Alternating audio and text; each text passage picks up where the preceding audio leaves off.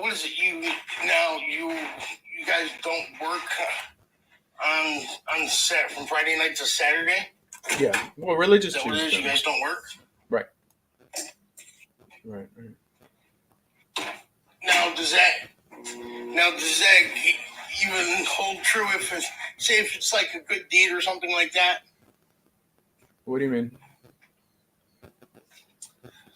Like So Judaism has classified what work is. Volunteering. Like if you were to volunteer your time for like Habitat Humanity or something like that, doing a true good deed. So it depends. It depends. Like, why can't you do that during the week? Now, we have classified what work is. Judaism has classified it. The malachas, because the Torah doesn't say that you can't work. It says that you can't do creative labor. That's how we interpret the word melacha, which is not the Hebrew word for work, which is avodah. So there's 39 categories of prohibited labor. Being nice to people, or helping people. Being a decent person doesn't apply with keeping the Sabbath properly. However, if someone chooses specifically to just volunteer on the Sabbath, why don't they volunteer on some other day?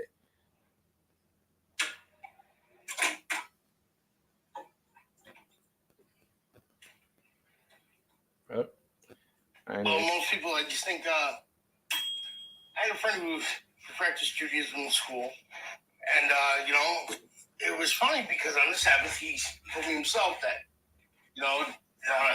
he'd volunteer some of his time to do good deeds, even if it was helping the elderly change light bulbs, something as silly as that. And he said to me that some people in his faith wouldn't do it. Oh, that's fine. And I asked him why. And he said, because it's considered labor. Uh-huh. Okay. So they wouldn't have anything to do with it, Uh-huh. I was like, what's that mean? You can't do a good deed on that day? Yeah, well, you can do a good deed on any day. Hopefully that's what it is. But just, the idea that we could modify the Sabbath just in the name of doing a good deed, why didn't you just modify everything else? Instead of going to work, why go to work when you could be volunteering? Right? Because you need money? Well, if you're trying to validate and be validated by a good God, then you need his validation also. You have to prioritize your time. Yeah, clearly, like if you can save someone's life from the Sabbath, do it. Like if Moses it means did not mention Judah. All right. Okay. Hold on. All right, fisherman. Moses did not mention Judah. Oh my gosh, this kid is yelling at me in the comments, man. I don't even know what the question is on. It's fine. All right. So let me dialogue with top 5 here. I'm sorry. I dropped fisherman just because it was moving a little slow. Hold on, top 5. Just let me share this video link with people on YouTube. Yeah. One second. Yo, top 5. I told you what I do with the New Testament, man. Don't quote it to me. Hold on, guys. Hold on. Yeah, I've predicted. That's objective morality. You need a higher power. Have objective morality.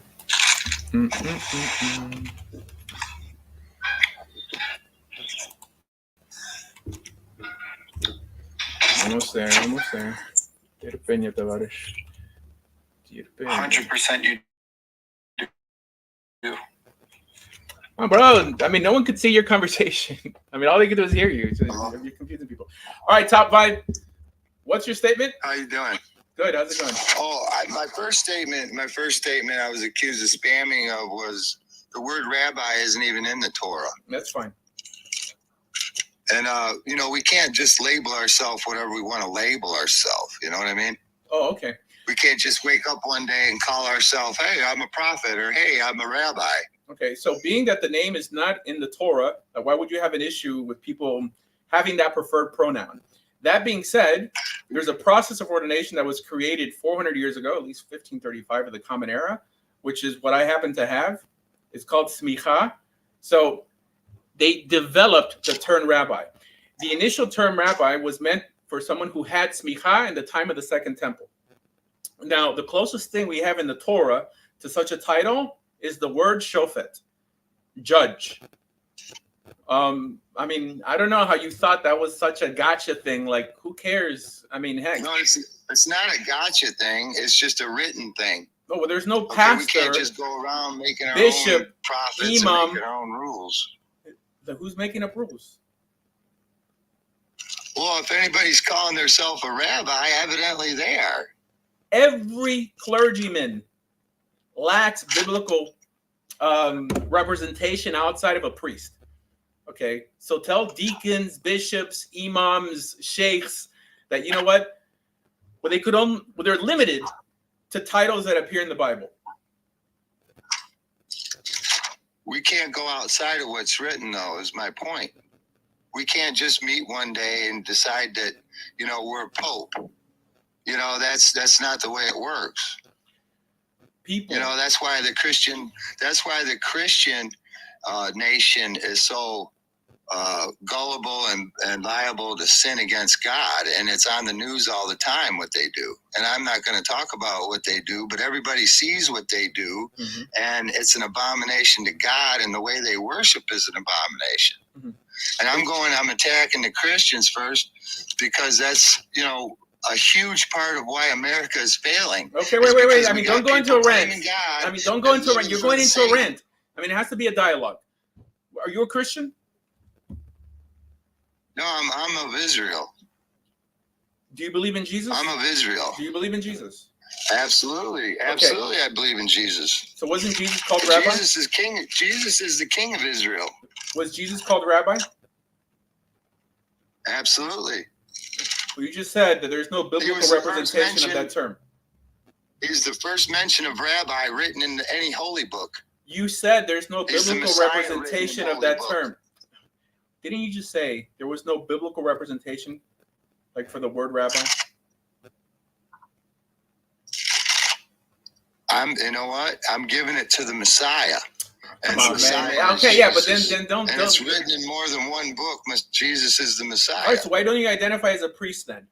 I mean, the only teachers that actually. I'm not given the title from the Spirit as a priest. I'm just an average guy. So the Spirit tells you how to follow God, not the Bible. I guess the Spirit could tell you to break this. Absolutely. Through reading, I not only read the Bible, I've read the Quran, I've read the Torah. I know, but it seems like your religion starts and ends with you. The Talmud. You see, the difference is between you and I is that I could acknowledge titles or positions in my religious circles that have been created. However, you feel that you're an authority because the Spirit speaks to you directly. Now, who sounds like more of a nut? Well, it doesn't matter who a nut is. It matters what the book says. And the book says you don't give your authority to any man. That's actually not true. Why would you give your authority in a pecking order circle? That's crazy. That's insanity. Deuteronomy chapter 17. Deuteronomy chapter 17 says that in all areas of dispute, you shall go to the place that God will choose, and they will adjudicate the matter for you. It says that you shall go to the priest, the judge, the Levite of that day. So can you tell me again how we're not supposed to submit or put anyone over authority, like in our lives, or an authority? Okay, who's the Levite today? There are many of them, by the way. There are many of them. There are many Levites. There are many priests. I'm sorry? No. I will go ahead. Yeah. But why are you stuck on Levite? Saying, it says the judge. There's only actually. Hold on. It says the judge, the priest, and the Levite. Meaning, if you don't have a priest and you don't have a Levite, you could still have a judge. Now, truth be told. Okay, if you haven't done anything wrong, what's the sense in a also, judge? Then you do believe in a sense of authority or a hierarchy regarding leadership. No, I believe in not going against what's written. I'm not going against. Why do you need a judge? You're like, I don't even believe in Jesus, first of all. I mean, I believe that you're going against what's written, in some way usurping the authority of the Sanhedrin, which existed even in Jesus' day. Even Jesus said that they sit in Moses' seat, do as they tell you to do. Oh my gosh, Jesus is telling you to submit to authority, but don't do as they do because they were hypocritical. So tell me again how Jesus told you not to submit to anybody. Jesus didn't tell me anything. I read the words written in the book. That's what and then Jesus pray about said. it. He says, "Do as they tell you to do." Okay, who's telling me? Jesus is. That's what I'm saying. Like when you walk into a It courtroom, says the do you scribes lord your authority and the to teachers the of the judge? law, they sit in the seats of Moses. Do as they instruct and you. Moses is the accuser. As Come it's on, man, written you're in an the New amateur. Testament, Moses You're is an the amateur, accuser. bro. I mean, I thought. This is It's amateur written right knowledge. here. Hold on, I bro. mean, you're an amateur, bro. Amateur I mean, you rolled up here. I mean, Look thinking. it up for yourself. Moses is the accuser. He's not a judge. Moses set up judges. Exactly. And for people who did wrong. I'm quoting Hold on, your You need book. sacrifice quoting when the you New do Testament. wrong. You don't need a sacrifice when you don't do wrong. I'm quoting your You don't Bible. always need a sacrifice. My gosh, bro. You don't need sacrifices. Paul didn't bring a sacrifice after he finished his period of the Nazarite vow. I have no idea what Paul did. I really don't care what Paul does. Oh, okay. All right. So you don't believe in Paul. I mean, it's good Paul that is you not tell my me because I teacher. didn't. Paul's not the Messiah. Paul is not the one and only Neither God is creator. Jesus. Here, look. Matthew who's 23, Paul? verse 2. What authority? Hold on. But what authority did Paul don't have any authority except to give the testimony of the Jesus? So I'm going to speak in authority What in authority your does life Jesus because I'm quoting Jesus here. It says in Matthew 23, verse 2 and 3, it says the scribes and the Pharisees, they sit on Moses' seat of authority. So observe and practice all they tell you to do. You're under their authority. And this is Jesus talking. So maybe you should go read your New Testament before you come up here and challenge someone who knows more. No, there's nobody, unless you give your authority to somebody, there's nobody who has authority over you. And I'm sorry you have a problem with that. No, I don't believe in Christianity. I'm quoting you your Bible. My God wrote the Torah, and I started with the Torah, and we can go back to the Torah, and we can go to the prophets if you want. Your God did not write the Torah. Yeah, I don't want to. Listen, but who are you? Who are you to tell me who my God is? Okay, yeah. Let's not get into that. My God is your God. Who are you to tell me what I think See what you my did, Jay? God is? That's arrogant, dude. He's trying to make it personal. Don't make it personal, Jay. Don't let it make it Okay, personal. then don't tell me who my God is. No, that was Jay. Jay said that. Okay, I mean it wasn't me. Okay, I'm just trying to see how consistent you are. I'm very consistent. All right. If you're going to read from the Old or the New Testament, let's go to there's only one teacher in Matthew 23, verse 8 and 9. Okay, right. What God but you're himself. not to be called rabbi, for you have only one master, and you are all brothers. Read his verse. Address his verse first. Address his verse he brought up. I did. Matthew 23, verse 8 and 9. Okay, now he brought up verse 2 and 3. So what do you have to say about that? It all runs hand in hand. Moses is the accuser. Okay, let me find the verse where Moses is the accuser. Moses ain't no judge, bro. No, it doesn't say Moses is the accuser. The law of Moses is what accuses. I'm telling you, according to Christianity, for those who right on. I'm just saying, and if only you do wrong, you have to worry about a judgment. If you're not doing wrong, there's nothing to worry about. No, but it's not just about doing wrong. It's also, how to do right. And that's what the Matthew 23 says, do all that they command you to do. Yeah, the law and the prophets, dude, not some man sitting on a bench. He just said the law, the prophets, and he said the judges. Because they sit on the authority of Moses. The judges in America aren't even... not those judges. Come on, bro. This is amateur. This is amateur. I mean, we're going to have to move on, bro. I mean, I don't know, like, if this is helping us gain views or lose views. There's no judge over me except God. All right. Okay, your God told you that there was a judge over you. I mean, I dropped him graciously, or like in a graceful manner. I just feel that he's already feeling that he bit off more than he could chew. I mean, not that I claim to be an expert in the New Testament or anything, but this approach of people who want to go up on a mountain and retire into piety is not one that's found in either the New Testament or what Christians call the Old Testament. Okay, Christians, I mean, even Paul, but he doesn't believe in Paul, laid down structures for the church. The whole notion of bishops and deacons, I mean, it appears in English versions of the New Testament on how the church should be structured. In Judaism also, Like it mentions Shoftim, the Anshe Knesset Gedolah. It mentions the elders, Zakanim. This idea that everyone walks around interpreting the will of God on their own means that they're going to be ethically, socially irrelevant. Right? There's no point. Yeah, there's no point in being religious if you can't align with like-minded individuals to do good and fight evil. There's no point. Okay, all these hippies, yeah.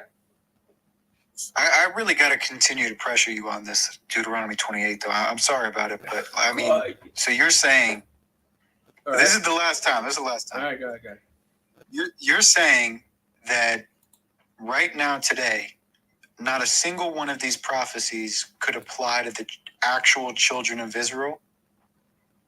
Oh, wait. I mean, today, Israel right is not. Now. Okay.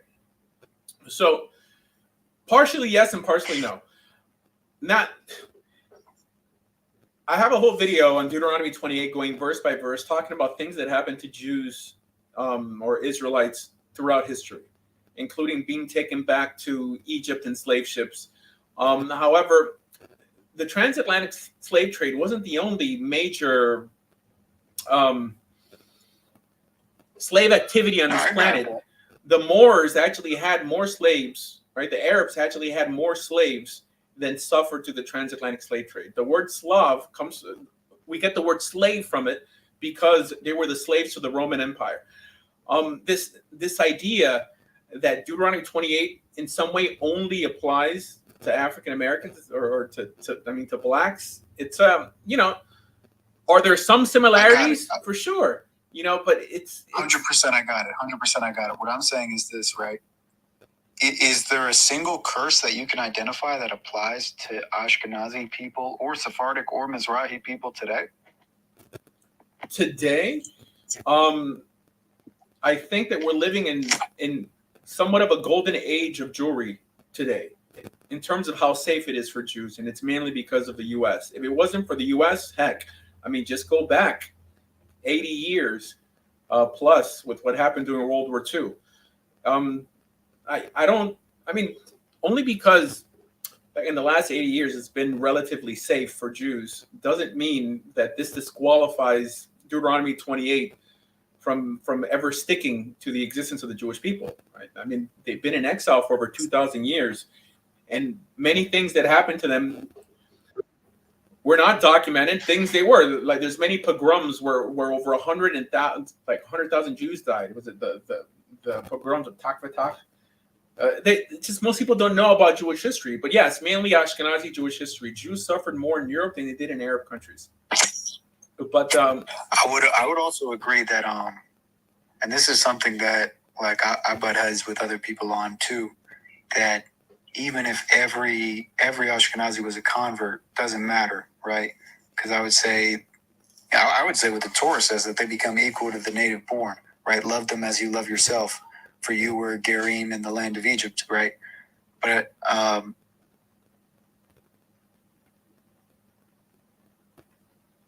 you're muted. Good.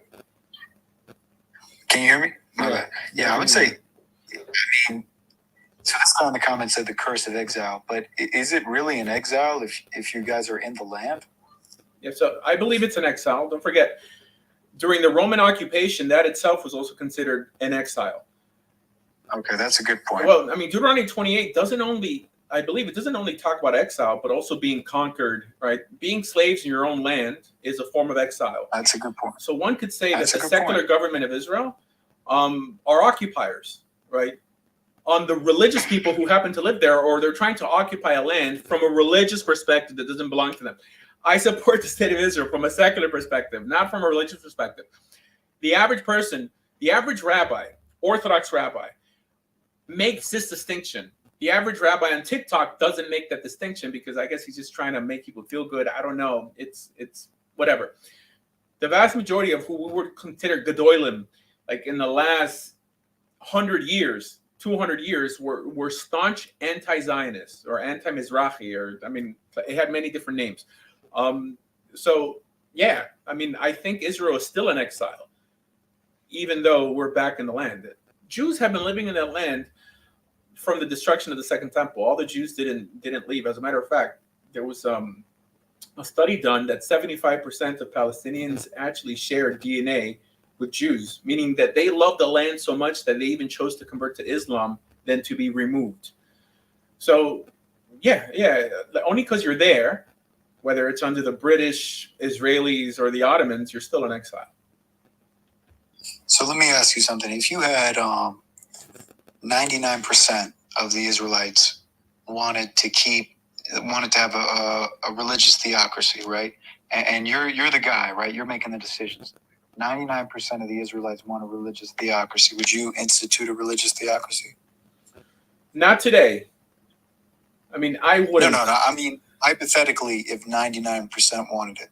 Yeah. I mean, and they may be the chief rabbi in the world, and I'm the one who flips the coin, like yes or no. I wouldn't flip the coin. Just because I don't think that religious Jews have their act together to lead anything nowadays. I think that they're going to make Judaism look ridiculous, especially with the way they treat converts. I'm kind of happy that Israel is secular now. If it's anything, right, I'd rather it not be religious, because I just see these individuals making Judaism look ridiculous. I always mention this, like if you build another temple, who's going to run it? Satmar? I mean, we have to ask these questions. That when people say Mashiach now, but they don't know the consequences of Mashiach now. Do they really want Mashiach now? I mean, and of course, Mashiach according to who? I mean, Mashiach according to the Rambam, nothing's going to change, right? I mean, I could take that type of Mashiach, but that's not the average Mashiach that people think of when they yell Mashiach now. But they think like, supernatural, a man who's never going to die, someone who could read your thoughts, someone who could fly, right? You can't blame Christians for making him God with these uber embellishments. So, yes, I mean, I'm kind of glad that Israel is run by secular Jews right now, because it's at least neutral. There was a law. To be honest, right? Yeah. After reading keep going through the Torah, I really do agree that the Messiah is not even like a little. It's not there. Little. It's not there. It's if it was this important, if it was this mainstream, if it was this groundbreaking, there would have been a commandment. It would have been right after the first commandment. When I send you the Messiah, follow him. Yeah. And it's not there. It's nowhere to be found. And then, but the thing is how do you deal with all these prophets seemingly talking about a Messiah? Do you just chalk it up to, conditional prophecy? How do you deal with that when you get maybe pressures on something? So I don't think they're talking about a Messiah.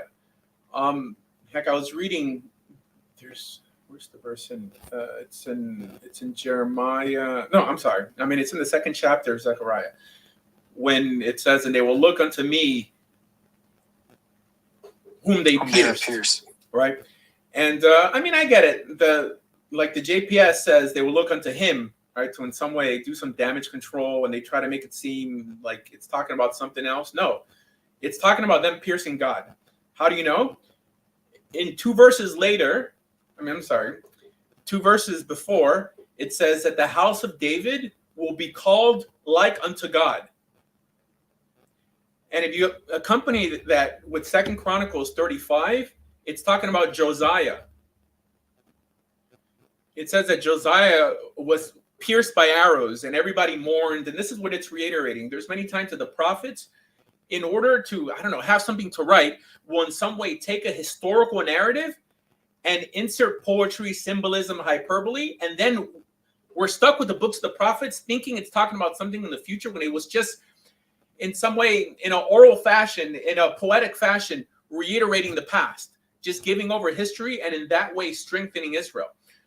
So I believe that these notions are either talking about things that occurred or things that might occur when talking about a king, because every prophecy is conditional.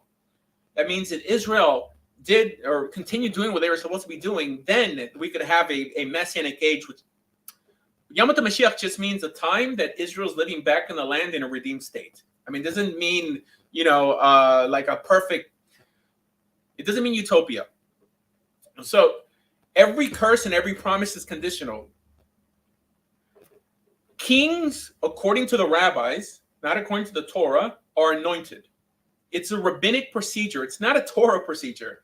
So we know King David was anointed. We know King Solomon was anointed. Saul was anointed. Even prophets were anointed. And this is why it seems that when it says God's anointed one, it's talking about just a king. What could occur if Israel has keeps her act together, right? And sometimes it'll present this king who represents the throne of David as God himself, because like it says in, hold on, I think it's, Zechariah chapter 35. Where's that verse? Whom they Side note. pierced. Oh, that's Zechariah 12. Right. Okay. So let's look Quick it up. side note. Because this is going to open up a Let's lot of say eyes, prophet. because people think, especially from a Christian perspective, that whenever it presents the king in some sort of heavenly light, it's talking about God himself. No, the throne of David is referred to as God. Hold on.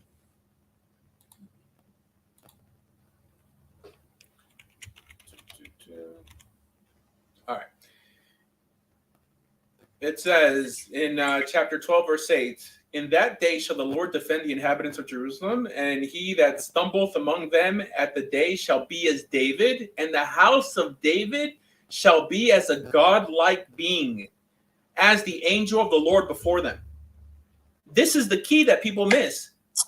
That any instance that it shows the throne of David in some way likened unto God, or the throne of God, or God himself, here's telling you that similar to the angel of the Lord who also appears in the name of God, the throne of David also appears as the name of God. And if you tie this with 2 Chronicles chapter 35, that it's Josiah being pierced and everyone mourning for Josiah, here it says, I mean, this is why in like verse 10, it says, and they will look unto me who they pierced. Me who? Josiah. Like, even though God is talking like it's him, you know, but people completely overlook this. Yeah. Yeah, no. Let me ask you something. When a prophet dies, and when everyone in that generation dies, do you think we should take his books and throw it in the trash? Because I think the problem is that holding on to these books that the Torah doesn't even tell you to hold on to, believing in these books that the Torah doesn't even tell you to believe in, believing in prophets after they die, after that generation, you know, when there's no commandment in the Torah to even write down their books. Do you think we should just get rid of them? There's no commandment in the Torah for prophets to write down anything. Okay, the only instance we have of this, I think it's in Jeremiah, when the false prophets were writing scrolls, or, you know, like letters from God. I think that the creation of the books of the prophets, and it says in the Tosefta, essentially the Talmud, that the rabbis wrote the books of the prophets down. It says the court of Hezekiah of Hezekiah Melech wrote the books of the prophets. Combining those books alongside the Torah, which Jews didn't do, by the way. I mean, the Catholics did this. The Catholics invented Tanakh. Okay, we had these scrolls, we never combined them together. After the Catholics did it, we decided, oh, let's come out with a Jewish version of it and call it Tanakh. Combining them together has created so many problems, because now the average person reads the book of Psalms with the same reverence and expectations that they have when reading the book of Exodus. So it's better that these books have never existed, right, than to have what we have today. Virtually every denomination, every offshoot of Judaism separated itself from the source because of the ambiguous statements in the prophets. Nobody knows what the prophets are saying. Nobody knows. And if you go with the book of Job, of Eov, it's even worse. It's so poetic that anybody who tries to build a doctrine, I'm not saying a personal devotional idea, God is telling me this to the prophet, tries to build a church, right, or a synagogue or a mosque around this, is a charlatan. It's just because one verse of the prophets, 20 opinions. The books of the prophets are not the word of God. They're there to bring you back to the word of God, which is the Torah. This is the only logical conclusion, right? Because then we have more books. I mean, like, why limit it to what's accepted? How about the pseudepigrapha and the apocrypha? And you have Black Hebrew Israelites walking around the book of Enoch and the Church of Ethiopia. causing more and more division. The only word of That's God right. is the instructions of God. That's it. Yeah, I agree with that. I agree with that 100%. It also says don't add or take away. Twice. Now, I mean, it says it that's twice in the laws. Torah. I mean, don't add or take away. But The idea, that's right. It's also books, right? It's also understanding. Don't add or take away anything. Leave it as is. or anything This is okay authoritative. the way it is. Yeah, I mean, you could write books about religious topics. The problem is when people started elevating those books to divinely inspired texts. It's like reading a letter of Paul, right? A letter of Paul starts off like, like shout outs. Tell Boo Boo I said hi. Tell Lotto I said hi, right? This is not the word. It doesn't. This is the word of God now. It's such a dumbification. The word of God is what the Bible says the word of God is, right? Paul doesn't call his books the word of God. The Torah, and specifically the commandments within the Torah, is the only thing called the word of God. It's true. It's now one could say the word of the Lord came to this prophet because it's giving you a historical account of what happened, right? I mean, it's not telling you like God speaking to us in Miami, Florida now, via Jeremiah 3,000 years ago. It's like, gosh, man, it's such a dumbification. And when I see rabbis peddle it, it's like I start losing hope, for religiosity. No, I agree. Now, mind you, I'm the only one who teaches like this, and I don't know why. It's so clear. The Torah specifically says, first of all, that the only words of God is the transmission. What began on Could I get that first? I want to have that in my back pocket. Yeah, well, Exodus chapter 12, right? From Exodus chapter 12 to the end of Deuteronomy is a transmission between God and Moses, right? He's go right, go left, eat this, don't eat that, right? That's the only words of God. The narrative. Okay. Yeah. But where does it say it's the only words of God? No. You said there was. It doesn't say it's the only word of God. It calls it's the only time it's called the word of God. Like Okay. The law. The law is the only thing that we received from God. Remember, I mean, he started with the first two commandments. He himself was going to utter everything, and then they're like, no, let Moses do it for us, because they were too scared, according to the narrative. All right. Now, does it say only? Well, but we could assume when the same transmission tells us not to add or take away from it, the conclusion that it's talking about it being only, because if you keep on adding to your revelation, like, well, the Torah was given to the Hebrews, but the Quran, that was given for everybody. Just keep on adding, I mean, That's a good point. Yeah, exactly. You just keep on adding. Surprisingly, the New Testament and the book of Revelation was smart enough to cap their revelation. It says in the book of Revelation, don't add or take away from this. And the Quran says the exact same thing, because they're smart enough to know, we're the last ones. We're the ones, right?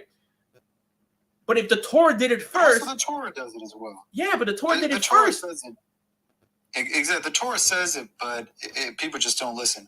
I do have to head out, though. This was a good talk. Have a good one. Shalom, man. Welcome, Fish Nutty. So, whenever we talk about the Old Testament, it didn't have anything but the 5 books of Moses to begin with until the New Testament came out, and the Jews said, well, they have all their books together. No. Books. We need to put all of ours together. So these books existed in scroll form. Or did I misunderstand? Yeah. So the books existed. We don't know from how far back. There's a tradition that when the Syrian Greeks outlawed the study of Torah in the time of the Maccabees, that the only thing they could study were books that reminded them of the Torah, i.e. books of like historical books, prophetical books, and this is where the writings and the prophets were unleashed into Israel. The rabbis sanctioned a lot of these books, right, as not harmful or in some way worthy of study. So these books existed. They were only officially canonized in the time of Rabbi Akiva. So Rabbi Akiva existed, maybe 40, 50 years after Jesus, I believe. On what books they were officially going to accept and what books they weren't going to accept. And when the Catholics combined the Torah, the prophets, and the Christian scriptures into one, Jews came out with the Jewish version of that. And this is what we call Tanakh nowadays. It's actually a prohibition to write a Torah scroll attached to anything else other than its 5 books. This is why, like, if you walk into any synagogue in the world, there's a Torah scroll. And then when they read the portion of the prophets, well, they'll read it from either a book, or I think some Sephardi synagogues will have a separate scroll just for the prophets. But the idea of lumping it together, where one could come to the idea that the book of Amos is as important as the book of Deuteronomy, that they were trying to avoid. There's even a prohibition of putting any book on top of a Torah scroll. Like when you walk into synagogues, people who know better, and you see a bookshelf, the Chumoshim, like the 5 books of Moses, will be on the top shelf always, and then everything else under that. When you have a Tanakh, heck, I mean, you could put it upside down. I mean, you could put it, where you could technically have the prophets on top of the Torah. So from that perspective, I mean, the rabbis would never have endorsed, I mean, the idea of a codex when writing down scriptures that include the Torah. I don't know if that makes sense. Anyways, guys, like the show, like, So- share.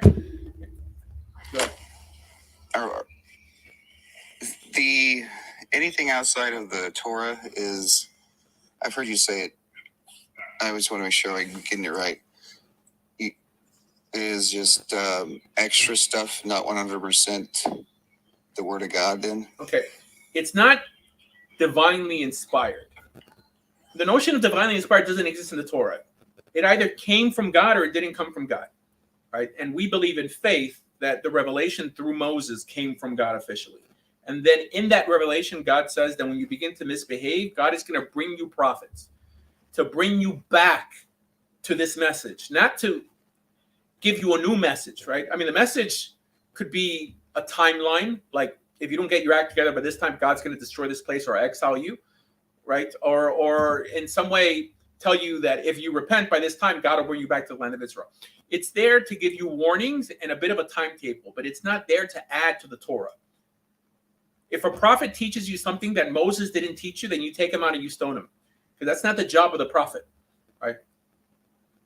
And that's what people don't understand today. If you ask the average Christian to justify why he believes in Christianity, he or she will typically almost always stick with the words of the prophets, which are poetic, hyperbolic, symbolic. No one knows exactly the idea that God would use such source material to confuse people. I mean, look at the Black Hebrews. There's a reason why the Black Hebrews stick with the King James Version, because it's archaic.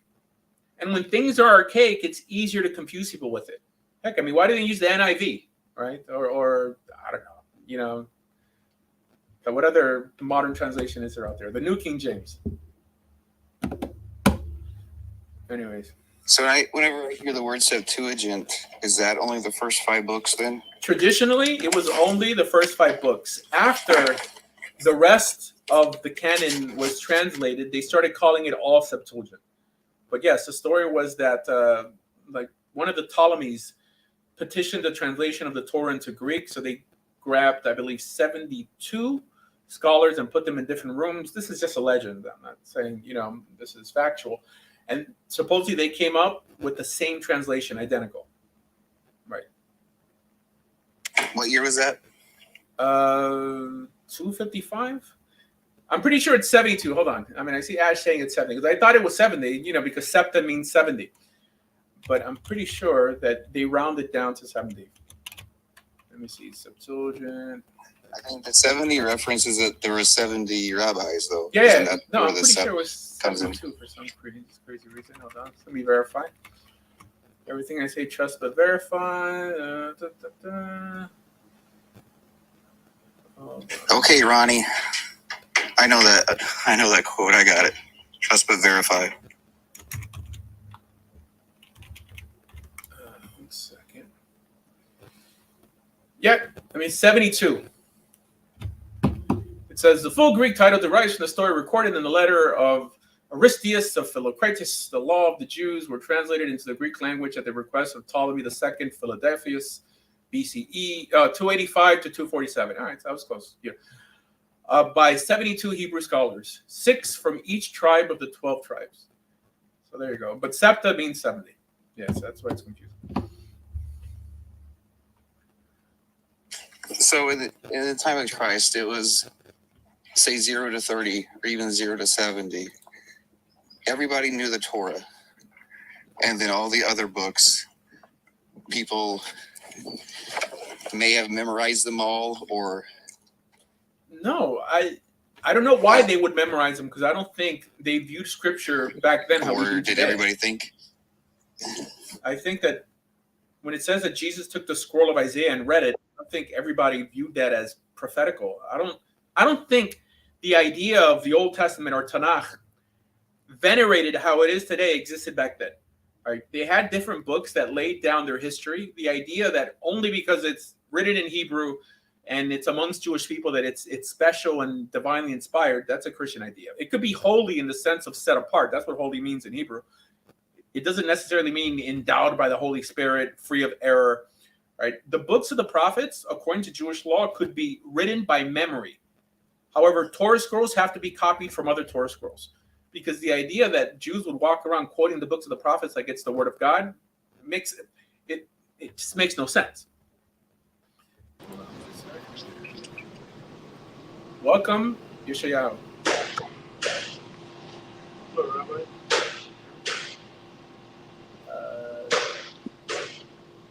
Hold on, I'm on YouTube also and on Facebook. Someone came up. Yeshayahu, you there? Yeah, can you hear me? Very low. Oh, okay. I mean, I'll mute you for now. Okay, go ahead. All right. 1 second. Yeah, and that's I don't know why more people don't come to that conclusion. I think a lot of the people on TikTok who teach Judaism are either Baal Teshuvas, converts, or Messianics. And I'm a convert, by the way. I mean, I had the luxury of living in Israel for 5 years and learning yeshiva and being with people who didn't think like your average art scroll Judaism rabbi or something like that, so that I'm able to present you a more authentic opinion. It might, of course, I always allow people to come up here and challenge me in anything I say. For some reason, my haters just like to attack me and never dialogue with me. I think you can figure out why. Okay. So next topic, guys. Guys, like the show, just like, just so we could get more people up here. Ash, can you go ahead and share this with Mr. Littman and see if he wants to come up? Because I would not be a gracious host if I didn't constantly open up my platform for my nemesis, who only talks, like, I don't talk bad about people. I don't like bullies, so when someone misbehaves, I'll call out their misbehavior. We challenge ideas here, and for sure we never make it personal. Never make it personal. But that's how we learn. That's how I learned, by the way, just by dialoguing. I've been doing this for a pretty long time. I mean, I'm on TikTok maybe just 2 years, but I was on TikTok, on YouTube since 2006, teaching Torah from this perspective. I mean, nothing's changed much, and I know it may sound like nuance. It may sound new to some ears, but trust that when you come to my channel, you're going to get a sound representation of halakha and plain Torah. That's it. And that's what makes you what's called a kosher yid. Torah shebiktav and Torah shebal-peh, the written law, oral law. Midrashim, I don't teach Midrashim. Kabbalah, I don't teach Kabbalah. Fine. If you like to learn Kabbalah, there's many people who teach Kabbalah. Well, that's also not true on TikTok. But they will intermingle Kabbalistic ideas. It's just, it doesn't interest me. There's some so both, so Khazar here is saying is my nemesis, Yaron or Littman, both refuse to debate me. And both, I mean, I haven't insulted neither, by the way. I don't insult people. I mean, not when I'm wearing my religious hat, right? In real life, guys, don't follow me because you think I'm a saint or that I claim I'm a saint. I know Torah. Like, I learn Torah and I teach Torah. So this is why, like, I don't curse on these lives and I don't talk about anything that's not religious. in daily life, heck, like we could rob a bank together, fine. But when we're teaching Torah, let's not desecrate the message and poison the well by introducing other ideas. For some reason, I see a lot on TikTok that the banner could be talking about something Jewish, but everything they're talking about is either like racial or inappropriate. It's like, let's not poison the well. There's a lot of people who come to Torah, who come to these shows for hope and guidance. And all that does is kind of redirect them back to Christianity or Islam or these atheist lives that are taking over, by the way. The group that religious people should be uniting to defeat are atheists. They are our biggest threat. This idea that people focus hours and hours against Christians and Muslims. You should unite with Christians and Muslims to defeat atheism. Atheism is taking over. And I don't know why there aren't enough people saying this.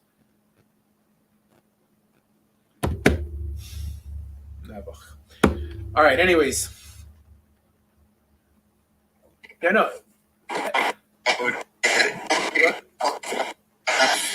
Fish, you're broken up. I can't hear you. Okay. Oh, let me try something. No, you're good. You're good now. Yeah.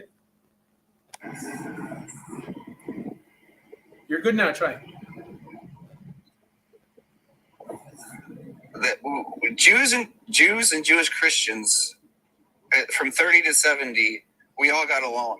And I always try to bring that up because I don't think it's recognized. Yeah, but is there proof for that? I'm just curious. James, the brother of Jesus.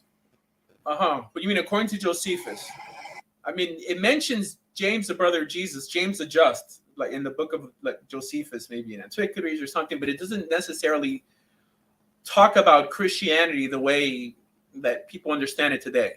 It talked about James the Just, that he would always be on his knees and his knees would be all calloused. And I think he was he unalived by jumping or being thrown off the temple? But I don't know if there's he was unalived. Yes, he was unalived by the Caiaphas family, the same family that unalived his brother in 30. He was unalived in 62. They him in front. So the high priest brought him in front of all the people on the top of the temple and said, "You need to say Jesus was not the Messiah." He refused, and they said, "If you don't do it, we're going to throw you off the temple." He refused, and they threw him off the temple, and he didn't die. And then they stoned him, and he didn't die. So then somebody came up with a bat, and he was unalived by the bat to the head. A bat? But like up until then, we all got along great. It sounds like Deadpool. Hard to kill. What was I gonna say? Oh, all right. So there's someone in the comments who has a reasonable statement. He says, "I'm an atheist, but I really want to believe in God, but I can't choose what I believe in." Asher. That is not an atheist, by the way. That's an agnostic. I proudly identify as an optimistic agnostic. I think all religious people are optimistic agnostics. Only nutty people walk around saying, "I could prove to you God exists. I know for a fact God exists." Okay, that's as silly as an atheist saying God does not exist, right? An atheist means no God. And agnosticism means that you lack the knowledge of there being X, Y, or Z, right? In this case, God. An optimistic agnostic is someone who sees how the Word of God, right, the Torah, sensitizes people, makes their lives better, reconciles families, and truly wishes that God does exist because the result of living a godly lifestyle is a positive one on this planet. While a pessimistic agnostic, which is really what an atheist is what halakha calls a murmur lechachis, which is technically a wounded theist. Someone who's angry with God or with the notion of God. The Christopher Hitchens in the world, he was Jewish, by the way. People who want to destroy the faith for other people. There's a guy on TikTok, his name is Jeff, and I always try to come up and dialogue with the guy, right? He's angry. This guy doesn't seem happy, right? I don't want to drink a beer with the guy. He's the type of guy, you say one thing, before you know it, like you're fighting because he can't take a joke, right? That's what you shouldn't be like. The idea that I can prove or disprove, you can't prove the existence of God. You also cannot disprove the existence of God. It's a trick whenever you're on TikTok or on any of these social media platforms and you see an atheist with a banner saying, prove to me God exists. And you have everyone, sort of coming up and failing because you can't prove God's existence, right? You can't disprove it either. That means it's a washout. What we should talk about is if in believing in God and obeying a good God, does it make people better? Does it make society better? That you could prove. And that's my tactic always when dialoguing with atheists. Not to mention, if they were truly, sincerely searching for the truth, I think if you get them to conclude that living a religious existence, a biblically based religious existence, is a net gain on this planet, they would have to tell you that they would wish they're wrong. The average atheist, because he's more religious than the average reasonable religious person, never doubts his atheism, or that's what he'll tell you. Wants there not to be a God for a host of different reasons. Maybe he doesn't want to get judged. But this is why it's a dishonest position, and it's a bit of a zealot than saying, you know what, I can't prove God exists, but I saw my cousin, my uncle, get out of prison. He accepted Jesus, became Muslim, whatever, in prison, and now he's a better person for it. How can you deny that without being a piece of crap? It's not about what feels good. It's about what actually does good.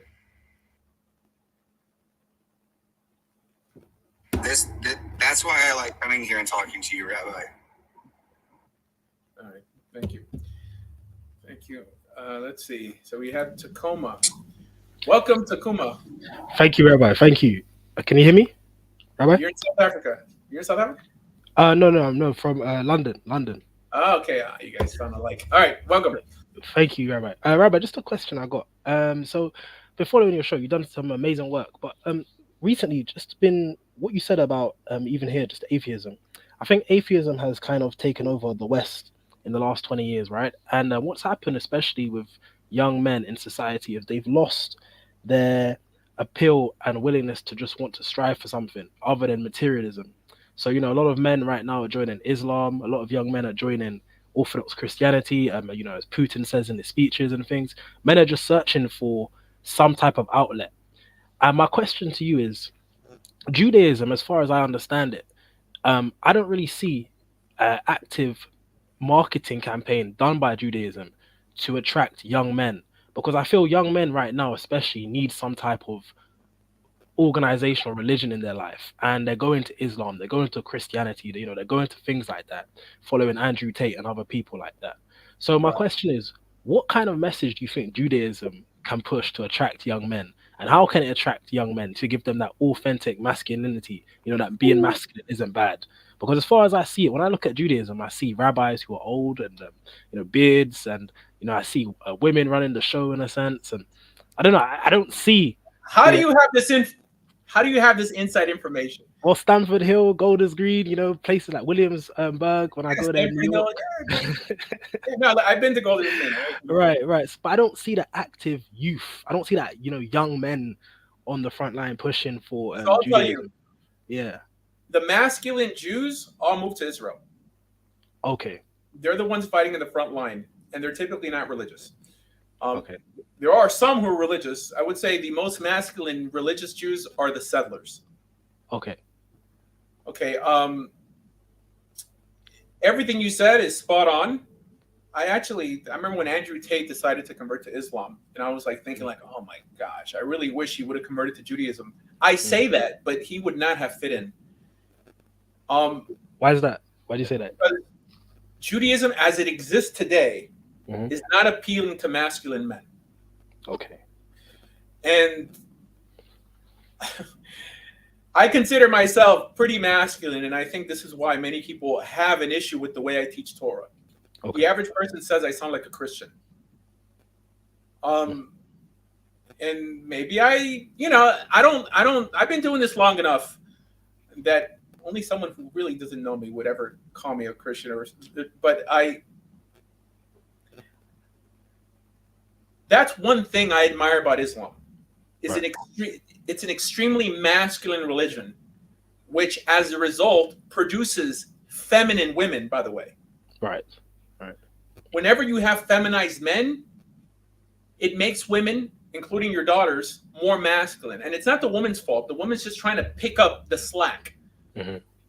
The modern day Jewish movement, especially in the Ashkenazi world, believes that men should learn Torah all day and women are supposed to support them financially.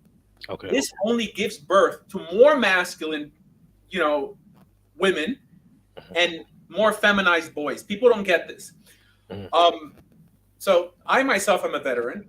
I served 4 years in the U.S. Army in the infantry as a paratrooper. I'm a fighter, and I typically don't fit in with the average Jew. It doesn't go against Jewish law. Jewish law is quite masculine. The rabbis in the Talmud were very masculine. It says that the Roman Empire had a whole legion in the area of Judea just to deal with the Jews because they were so buck wild, zealots, shanking people. That's why they were called the Sakari. Mm-hmm. Fast forward to today, and I think it's ultimately the result of leftism that has crept into the Jewish world, which always favors the woman. It weaponizes the woman, and even Kabbalistic Judaism teaches that women are superior to men and that men should listen to women. Only Kabbalah. Kabbalah teaches that women are on a higher level for many different reasons. Now, I disagree with Kabbalah. I don't think anyone is inherently greater. Right? There's some smart men and dumb guys, vice versa. But it prioritizes the woman and her needs, and this is why Jewish men are kind of weak, even in the secular sphere. I'm trying to change that. How? By teaching Judaism online from a masculine perspective, probably 5 times a week. Okay. There are Jews who think like I do. My friend Pesach Davis, this is a rabbi who was a Rosh Yeshiva, like a head of a yeshiva in Beit El. They're men, but they're just not. They don't have a big following. Okay. It's true. There's things that Jews could learn from Muslims. There's things that Jews could learn from Christians. Okay. Yes. Jews could learn to be more masculine from Muslims. What Jewish women could learn to be more feminine by watching Muslim women. Absolutely. Okay. However, these standards of femininity and these standards of masculinity weren't created with Islam. King David, from a Jewish perspective, didn't have the Quran. Yeah. That's the archetypical male in Judaism. How did we lose this? And it's because of leftism. Leftism/feminism has crept into Jewish life. And it's mainly because of Kabbalah. Why? Because when you limit who you try to bring into your religion via blood, and tell them that what makes you special is the blood in your veins, because this is what Kabbalah basically teaches, it gets people to just change the way they act, not change the way they think. Okay. Because they're saying all I have to do is keep Shabbos and keep kosher, right? But I don't have to change anything else. While it doesn't, once you have a global vision for humanity, and I believe that Torah is completely universal, it's for anybody who wants to join, right? But to actively, to proselytize is a masculine pursuit. To try to physically influence other people with your values, let your voice be heard, destroy evil, right? Fight those who are trying to hurt you, that's masculine. That's what Judaism lacks. And this is why they'll tell you, only a feminized man could tell you, we don't believe in proselytizing. We just want to be left alone. I want to learn Torah all day and have my wife support me. It's not going to attract masculine guys. Okay. Now, this is not the Talmudic message. This is not the Torah message. This is the result of groups like Chabad and this uber spiritualized form of Judaism we're living today. This is why when I ever debate these rabbis, I'll stick with the Talmud and the Torah. I don't care what the Tanya, which is like Chabad's Bible, has to say on anything. A more L'Kutei Moran, which is like the Breslov Bible, like all these Kabbalistic ideas has changed the reason to remain Jewish. I've asked many women in Israel, who dress modestly, because the notion of sniut, of modest dress, is a Jewish principle, and this is essentially where Muslims got it from. Even Maimonides says that the standard for a woman is to wear hijab. Okay. He doesn't use the word hijab. I mean, he uses the word radid. Okay. A radid was a scarf that started on the top of your head and wrapped around your neck. Mm-hmm. That's a standard. Jews in Yemen were wearing this till they came to Israel in 1948. Wow. The standard of Jewish prayer was prostration. Mm-hmm. Jews pray 5 times a day, not 3 times a day. 5 times a day. Islam is quite similar to Judaism in practice. Okay. Yes. Why? Because there's 5 different prayer times. We just lump it into 3. Okay.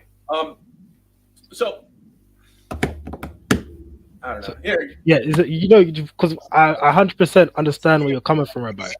It's just my question is, you know, just focused on that void, because when we look at the world now, Rabbi, as you said, we can just see that men are looking for something, but maybe it's the fatherless homes. And my dad said the same thing to me. You know, my dad's of Jamaican ethnicity, and he said he never saw this problem growing up.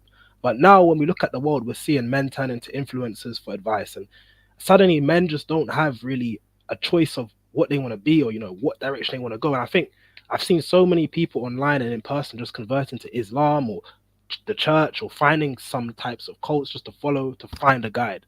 So I just was really curious about what is your approach to this and handling Judaism's approach to this, because I probably imagine Jews are facing the same problem with, you know, young men losing their way and not understanding what is right and wrong in the world, and what is it to be a man in this century, you know, when masculinity is kind of been lost. to be Jewish, unfortunately, is almost synonymous, if you're male, to be feminine. I mean, Okay. I always strive to tell the truth and then give my opinion.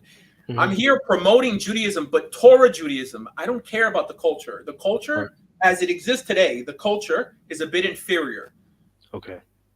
when it's trying to give birth to boys and girls who are going to be productive and keep their families safe in society. Mhm. It's just, you know.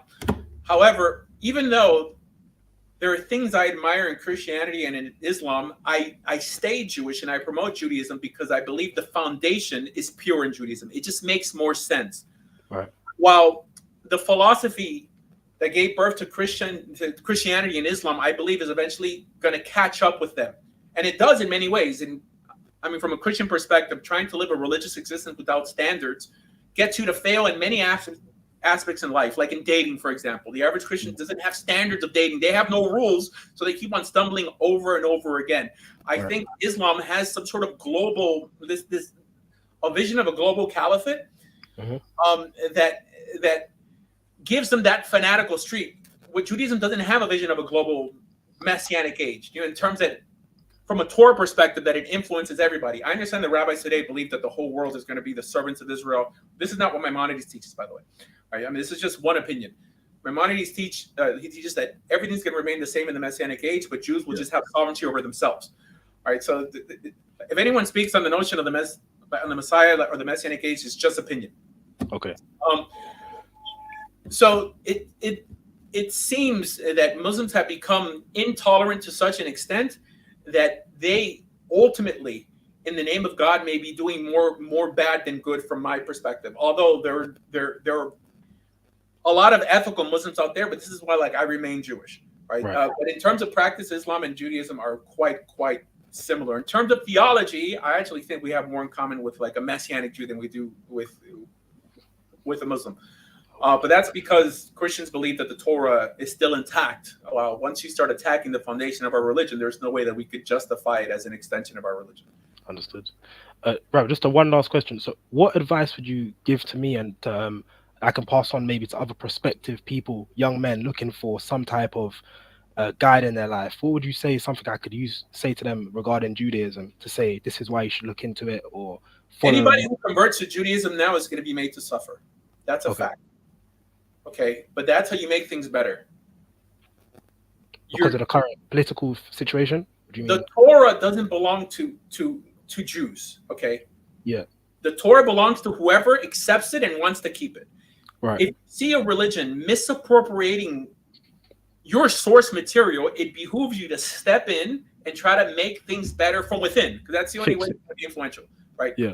So if you would join Judaism, your goal would be to fight against all the femininity amongst men, all the masculinity amongst women, in some way combining Zionism with Judaism, all that has to change. The Torah has to be not tampered with. We can't politicize Judaism. And make the men be a lot more masculine. Start taking care. I lived in Israel for 5 years, and I've never had my wife work before. This is my ex-wife back then. My wives have never worked. Fantastic. I believe that women are not supposed to work. Men are supposed to be the bread givers. Yes. I lived in the settlements for 5 years. It was so unheard of that my wife was staying home that people would ask her, why aren't you going to work? And these are Orthodox women. And I'm like, Wow. you guys have no sense of traditional family values when this is the Torah value. It's because Judaism has been affected by feminism and liberalism and leftism. Right? Okay. Secularism has affected Jews more than Jews have affected. I mean, we gave birth to secularism, right? I mean, left-wing Jews, of course. So I would tell you to follow what you have concluded is true theologically and help improve it. Okay. Because That's sometimes you could find a church, a mosque that seems like, hey, these guys are more like me, but their source text is built off of something else. From this perspective, it's corrupted, and it eventually produces corrupted people. So I put my faith with something that has the foundation intact, than with something that just has a pretty building built on top of it. Of course. So, but like anything great and meaningful in this life, you're going to be made to suffer. And, you know, if they push, you push back. And if you're lucky, after you die, people will be, you know, uttering your name as someone who helped fix Judaism. Right. Understood. Yeah. Completely agree. I just find it that it's just puzzling to me that, you know, the authentic source material of this book is the one that has this, you know, biggest problem in the sense of that conversion when it comes to, you know, showing that masculine side, as I said. And I think probably that's one of the biggest marketing campaigns that could be done to maybe attract those young men who are lost, because there's a lot of lost young men in this world. Yeah, well, the Torah is pro-conversion, obviously. I mean, on Mount Sinai, there was a mixed multitude of people. The rabbis teach that they outnumbered the Hebrews, and they all became Hebrews. Right? And what's the half of the Bible made up of? A bunch of guys going to war, right? I mean, real ninjas hopping in there and, you know, like not playing around. The King Davids of the world, you know, like the Pinchas. This is the image of the Torah of a man. Now, yes, it also showed feminine men and how God disliked that. Men who wanted to go back to Egypt. Men who wanted security over liberty. It was better for us who were fed. This frustrated God. It shows that God is also a real ninja, right? I mean, he didn't want a bunch of weaklings representing his will. So he punished those people and unalived those people, because better that the Jewish people be destroyed than his philosophy, his message become perverted. Right. The question is it perverted today or not? You know, think so. Yeah. You know, and it's a call for everyone to police their own people, whether you're a Christian or you're a Muslim. If you feel that something's not right, there's a medrash. There's like a Jewish legend that says that in a place that lacks masculinity, be a man. I mean, step in. So this idea that I don't want to rock the boat because it's. I mean, look at the stuff that people say about me, but they can't beat me in a religious debate about Judaism. So they'll say I'm a fake rabbi, I'm a fake Jew, I'm a fake this, I'm a fake that. It's just like Lashon hara. Yeah, you're gonna get attacked, right? I mean, I can take it. The average person would just quit or give in. Cowardice kills. There's two things that keep this planet from improving. Cowardice is one, and lying is the other. People who can't debate will defame you and destroy you, right? The problem is other people won't come to your defense because they're cowards. And that is the bulk of religious people, because they just want to be liked. And I get it. You know, it's nice to be liked and invited to all the bar mitzvahs and simchas and stuff like that. You know, but you've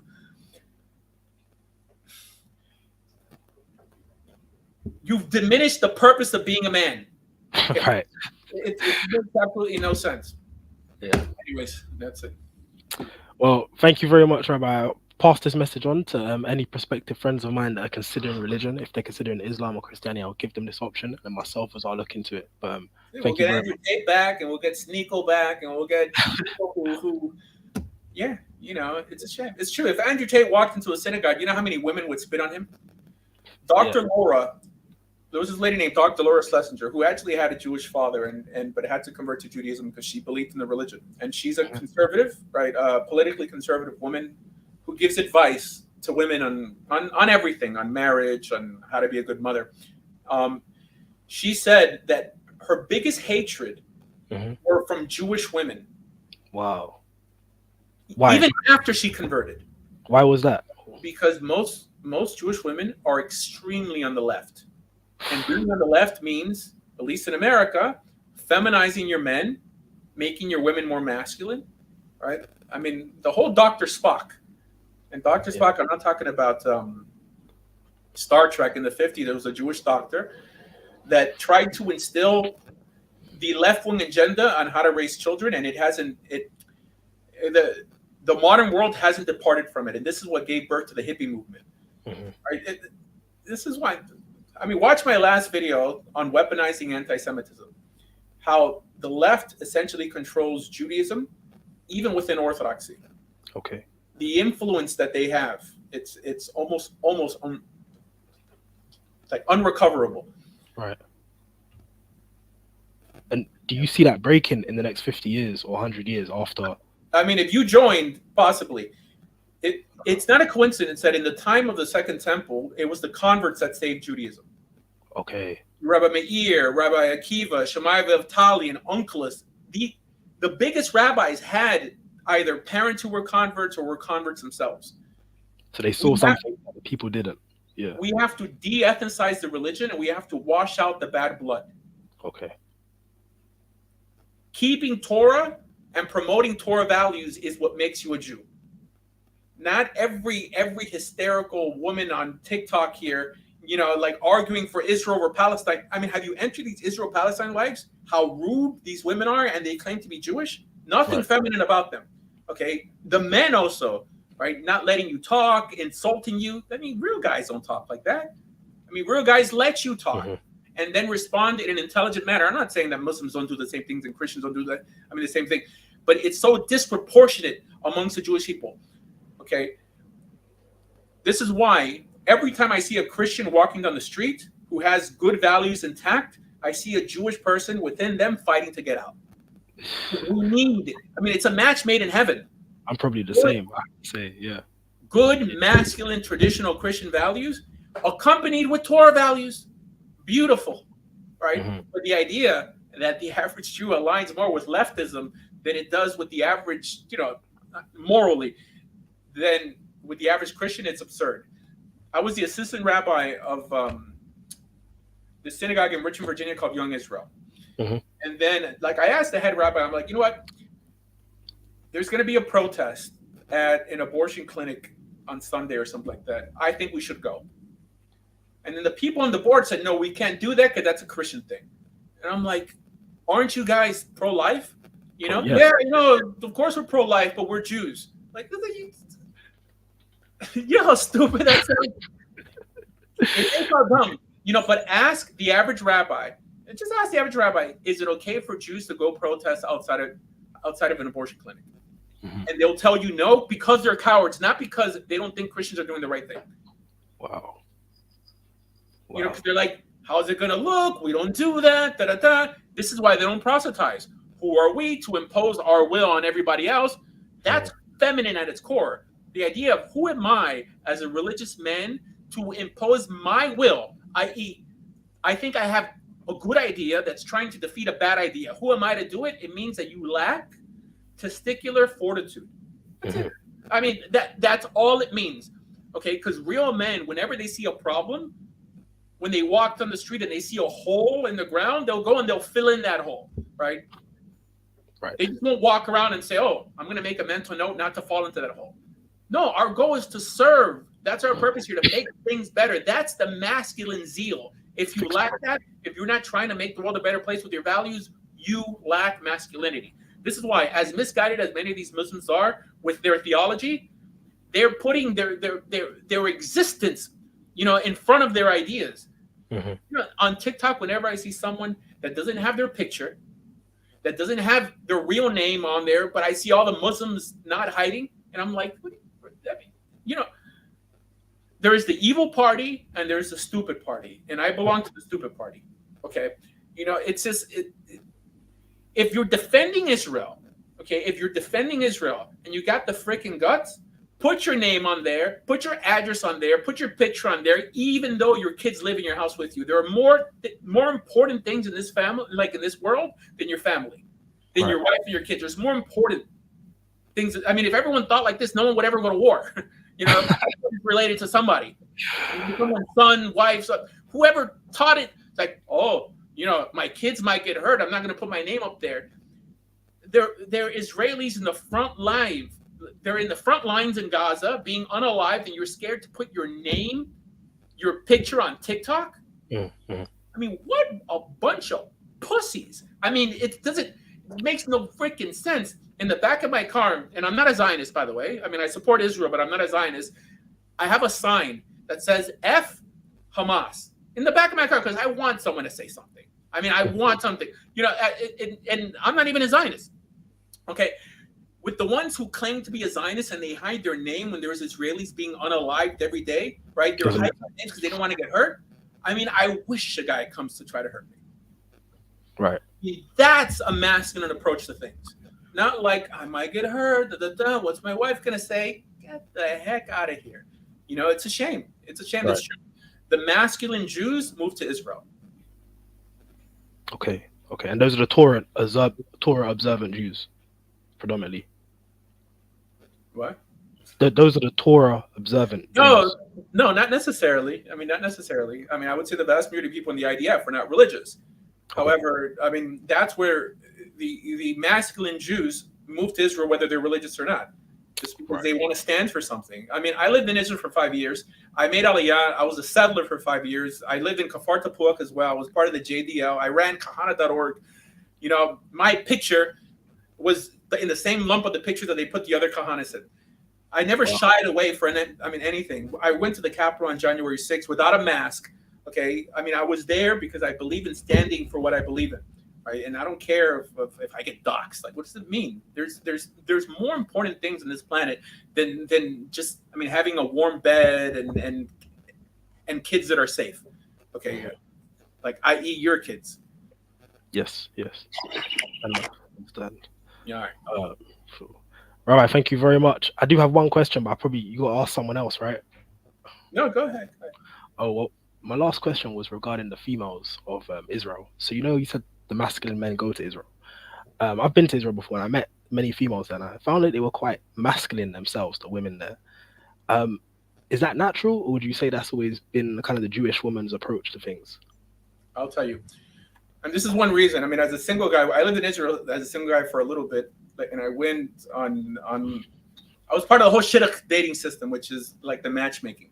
Okay. The problem with Israel, because it was founded as essentially a communist country, just because the early settlements were kibbutzim, which are atheistical enclaves, is that one value that leftists have is equality. Mm-hmm. So in Israel, all women have to serve in the military. So the more religious ones do what's called shirut leumi, which is that they'll volunteer in hospitals, but the average woman is desensitized by the end of her military training. Okay. You can't put a woman through boot camp and expect her to then be happy being a housewife and having 10 kids. And this is why Israeli women are extremely masculine. And it's a shame. It's a shame. I understand Israel had to do what it needed to do for its survival. The women were serving in military posts, even in their kibbutzim, before 1948. Why? Because they saw no difference. I think men and women are equal, but I don't think they're the same. I think the left-wing approach is that there's no difference between a man and a woman, right? Just that we may have different sexual organs. And this is why the average Israeli female is not very feminine. Understood. Okay. So that does that create kind of a social problem in a sense of what the men are looking for? So if you've got traditional men who want traditional wives, but the women are not traditional, is there a problem there? So Orthodox Jews don't have this problem because most Orthodox Jews don't serve in the military. Oh, okay. And if they do, if the women do, like they'll serve, like they'll volunteer in a hospital. But typically, guys who wear black hats don't have their daughters, you know, like in boot camp or anything. And these are the girls who are strictly wearing a skirt. There's some girls who do. The vast majority of Jews in Israel are secular. Okay, Right. but the religious Jews marry within themselves and typically don't have this problem. I mean, the women their femininity is intact in the religious circles. And when I mean religious circles, I mean more like ultra religious than compared to more secular circles in Israel that put all that aside in the sake of like for the sake of security. Okay. Got it. Well, Rabbi, that's all my questions. Thank you very, very much. I hope things can improve from here, but I think it was just a very important question I just wanted to ask. So thank you very much for taking the time to answer that. No problem. Appreciate it. Evan? I think what you guys are talking about is making a lot of sense. Like as far as like the whole religious, non-religious women with the I guess you call it preferences, like masculinity and stuff. Like makes sense to me. No, of course. As far as what you were saying. But most people say I'm lying. Yeah. Just because they have an agenda. My agenda is honestly truth. I mean, I love living in Israel. I mean, I love the land of Israel 100%. But first I strive to tell the truth, and then I'll give my opinion on things. But I'm not going to lie about anything. At least regarding religion, right? I could be a crappy person about every other thing, but at least about religion, I'm going to tell it how it is. Hello, Rabbi. Hey, what's up, man? Can you hear me now? Because I had my headphones in; they're kind of busted, so I apologize for that. I know you, right? Okay, so you've probably seen me on Facebook about 6 years ago, but the funny story is I've actually been following you for well over 14 years. I found your channel in 2010 when you were still in Denver. And at the time, just to give a little bit about my background, so what you see here is my Hebrew name / artist name, because I am a DJ, I'm a producer, but my name's Isaiah. And I'm actually an ex-Christian. I was a Christian for half my life. And then I left Christianity for the Messianic Jewish movement for about 10 years. And up until 5 years, I completely left JC. I completely left all that stuff behind. But yeah, I have quite a bit of knowledge on like Jewish life, Jewish mechag, Jewish customs and traditions. A little bit like base knowledge, not like at your level because you're a rabbi. I have a little bit of base knowledge on halakha. And it's crazy because I've been following you for a decade and a half, and I've been trying to speak to you for so long, but I kind of just didn't really get a chance to, and I really just never got around to it because I was kind of going through different theological changes coming out of the church, coming out of the Messianic Jewish movement, and now in spiritual limbo. So, but I think I wrote in the chat about adoption because I wanted to ask a question. Because I heard of your movement. I think you had a synagogue in North Miami Beach, correct? Yes. Okay, yeah. And you guys, because I know now you're modern Orthodox because I've been listening to your show for a while now. And I know you go to the Chabad in North Miami Beach, if I'm not mistaken. No. I mean, I shul hop. Like yesterday, I went to the Young Israel. So okay. I haven't changed my theology. I mean, I've always been the same in Israel. Like my ideology hasn't changed. Maybe when I moved to Israel, I identified more the Tilumi. When I left, I kind of felt like not the Tilumi. But yeah, I live in Hollywood. I don't live in so Hollywood is like 10 minutes from North Miami Beach. Right. And you're like 10 minutes away from me because we're in the same state. So it's like you're literally within driving distance. I can like drive to like where you're at. Not now because I'm on break right now. I'm at work. But what'd you say? Where do you live? I live in Fort Lauderdale Beach, so I'm not too far from you. All right, so I'm off of Griffin. I'm off of Griffin and by the Hard Rock. Oh yeah. Okay, cool, awesome.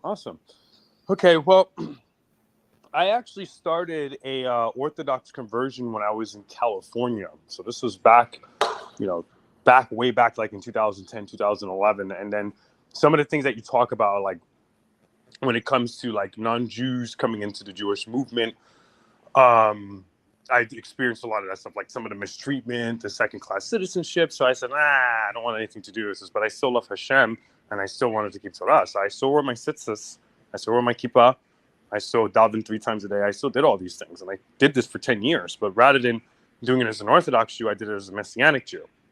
So the thing that actually got me to stop, to kind of make a long story short, because I don't really want to take too much of your time and whoever else has a question, was when I'm reading the Tanakh, like you actually brought up this point, like about Isaiah 53 in some of the previous chapters. And I know you have some disagreements with Tobias Singer regarding some of the things that he talks about, but actually he was the one that actually helped me see this.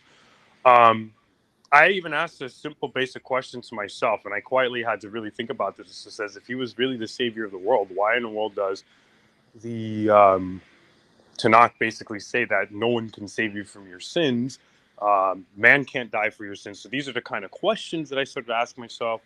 Then I saw some of the inconsistencies in the New Testament, because I remember one of your videos years ago, you actually had a video about disproving the New Testament. And at the time I was like really messianic. No, he's wrong. But now here we are many years later. I'm like, you know what? He actually was right. But really, that's not really my question, so to say. It's actually on Jewish identity, because I already know what you believe about it, because you believe that, yeah, halakhically speaking, if your mother's Jewish, you are Jewish. Okay, we understand that, but Hashem considers you to be Jewish if you keep the Torah. That I also understand. But my question to you is, I was adopted, and my adoptive mother found out about 4 years ago that she's a Sephardic Jew. Okay, so I understand that doesn't really mean anything unless you do something with it. But my mother was a Christian for many years until when she found that out, she actually became Messianic.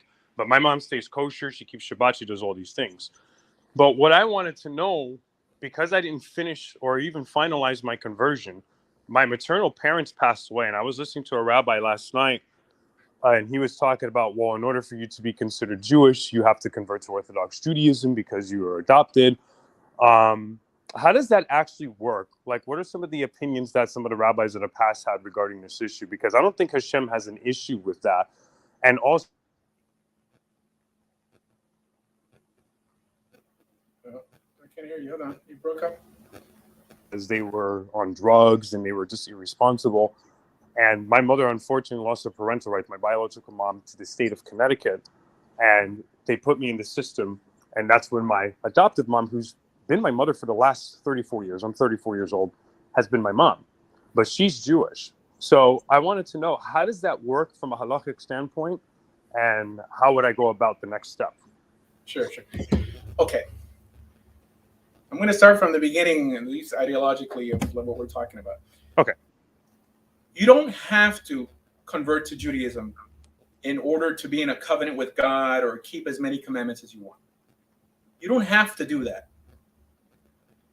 However, if you want to be counted among and within the children of Israel, right, the religious body, then you have to go through a halachic conversion program so they could know that you're officially one of them. You don't have to join the people of Israel in order to keep commandments. However, I believe that making the world a better place is a team effort, so it benefits you to unite with like-minded individuals. Mm-hmm. However, if you were adopted and your mother was Jewish, you would have to convert to Judaism. Okay. There's no way around it. I mean, that's just the halakha. It's interesting because in the Torah, it never calls Yocheved Moses' mother. It calls the daughter of Pharaoh, like Bat Paro, the mother of Moses. So it seems like the Torah recognizes the people who raise you as your actual parents and not the people who actually give birth to you. This is more a philosophical idea. Okay, but that being said, we're not dealing with God here. We're dealing with the Jewish people. The Jewish people are the ones letting you into the fold. Right? So because conversion is not in the Torah from that perspective. People coming in is in the Torah, circumcision is in the Torah, but the checks and balances like korban, like the sacrifice you have to bring, immersion, This was developed by the court in order to make sure, okay, you're an Israelite, you're not an Israelite. Just because in the land of Israel, we have something called Gerim Toshavim, resident aliens who are not adjudicated against the Torah. They're adjudicated against a different standard. Not necessarily 7 laws. It's only one opinion that it's the 7 laws. All right, some people say it's 30 laws or whatever. So this is why they need some sort of declaration. Like now, they give you documentation that you are Jewish now, and thus you can marry a Jewish person. You could be a judge, all of the above. So you're dealing. Okay, so on one hand is God and being validated by a good God as someone who keeps His commandments and enters into a covenant with Him, and the other one is being accepted amongst Israel. And now Israel doesn't mean every secular Jew out there. Right. It means religious Israel, people who are in a covenant with God. Right, who are in some way God's representatives on earth. And this is what conversion gets you. It gets you into that club. It's important. Now, there's many people on TikTok, they're like, they try to get me to conform to what most Jews say. That's the club. The club is not what most Jews do. It's the religious body of Israel. That's the club. Right? And we have our own leaders and this and that. It doesn't matter, like I have nothing in common with David Ben-Gurion. Right? I mean, we both believe in the existence of the state of Israel, right? But there's something religious that we share in common. So it's not the same club, because some will say, they say it all the time. They're like, oh, well, you're joining our people, so you have to in some way submit to us. And it's typically a Jew who's either about tshuva or someone who's not religious, right? And it doesn't work like that. Okay. So yes, long story short, you have to convert. Okay. Fair enough. Yeah, that's what I figured, because my girlfriend, she's Israeli, and that's exactly what she told me when I told her this is what the case was. I mean, she still loves me, but the reality of the situation is I've been living my life as, I don't know what this term is, like as a Jewish person, but halakhically speaking, I want to be legally Jewish too. So yeah, I mean, that's really all I had, because I wanted to make sure, because I know you talk a lot about like race. Actually, you and I have a very similar background, because you went to seminary school, you were a Christian yourself, and then you converted to Orthodox Judaism. So you and I have actually a lot in common. So you understand Christian theology very well and how to dissect that. So yeah, I mean, yeah, it's pretty cool. I mean, I know you used to do conversions years ago, because I know with you it's like really simple, but some of these places, they will charge me thousands of dollars. Thousands of dollars, right? I mean, people don't acknowledge this. Yeah. They think that I'm lying when I say it. There's people who charge you $10,000 for a conversion, and many a times these conversions aren't even recognized by Israel. My conversions aren't recognized by Israel, by the way, but I don't charge any money. I don't think you should charge money for converting somebody, because I don't even think God will actually accept that. I don't think that's good. I think if somebody's sincere enough, because I know back in the old days, I'm pretty sure it was a simple, maybe a day or two, and then you learn as you go. I mean, that's why we have the parasha and the Torah readings. We have these yearly cycles, and then people learn as they go. That's basically what attracted me to Judaism, because I'm like, okay, well, it's an ongoing thing. It's not like the church where if I make one wrong move against JC, I'm dying and going to hell. I mean, there's really nothing in the Torah that says anything about that. For all I understand, it's like I'm going to be unconscious if I pass away. Like, I don't know what's going to happen on the other side. So right. This is what I encourage you to do, okay? This is what I encourage you to do. Move into a Jewish neighborhood, because Fort Lauderdale Beach may have a Chabad, but Chabad doesn't do conversions. Okay. Suck it up for 2 years, get that piece of paper, right? And then everyone else who mistreats you while you were converting, once you get the piece of paper, right? Once you get it in your hand, then you could send them out of hell. Then go out there and make more Torah Jews. Okay. But you have to convert. You have to get it done. I mean, it's only 2 years of your life. You look back on it as like, okay, also, if you ever plan to have kids, it's going to be hard. And what school you're going to put them in? I mean, just get it done. What's 2 years? Come on. Yeah. Okay. Yeah, I'll be 36 if I start this some year. people do it quicker. I mean, some people do it in 1 year. I mean, don't convert by me. I mean, like it's not like I only do conversions for people who want to start their own community and they live in a place they have no other choice. I'm like, fine, I'll convert you. But it benefits everybody to get the most recognized conversion out there for the sake of their kids. 100%, 100%. Well, my girlfriend's like, if you want to come to Israel, you got to convert so you can make Aliyah. So, but yeah. Yeah, I mean, don't tell the rabbi that you're converting, that you're dating an Israeli. They're not going to be happy with that. Yeah, and they don't like the idea. I mean, when you're converting, they don't want you dating anybody. But the rabbi don't. My mother ironically even says you have to find yourself a community. Yeah. It's just not wrong. So, but my mother's messianic though. Like I love my mom, but I disagree with her in her theology as far as who the Mashiach is. But we still have a civilized conversation. There's a lot of love and respect between me and my mother. But I mean, it's fair enough. I mean, as of now, I'm not in the position to move to a Jewish community just yet, but that is the plan. Like I'm trying to move towards that because I've been thinking about this, Rabbi, for a very, very long time. All right, so you can go to your local Chabad, and it's possible that they act as your sponsoring rabbi. Okay. That they'll count the time that you're there. That's how it's typically done. I mean, when Chabads do get involved in conversions, they'll sponsor you, but they themselves won't do it. Okay. All right, bro. What about just another quick question, just to end it because I got to get back to work. What else? Because if I convert, I would like to convert modern Orthodox.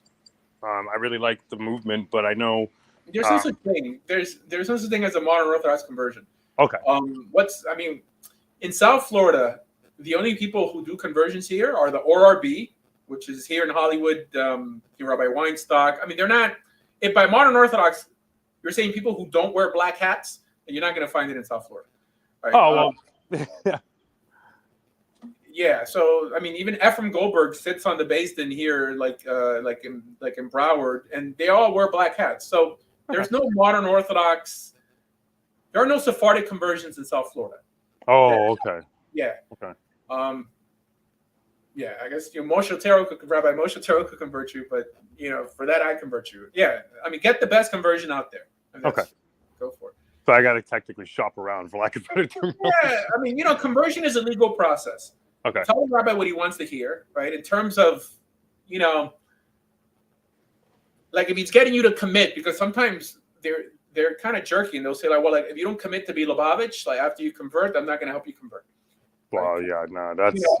And I mean, at that moment, like you start singing Yechi, like I say yes, absolutely, whatever you want to hear, get the piece of paper, and then he'll see you, find me in Young Israel, bottle full of bud.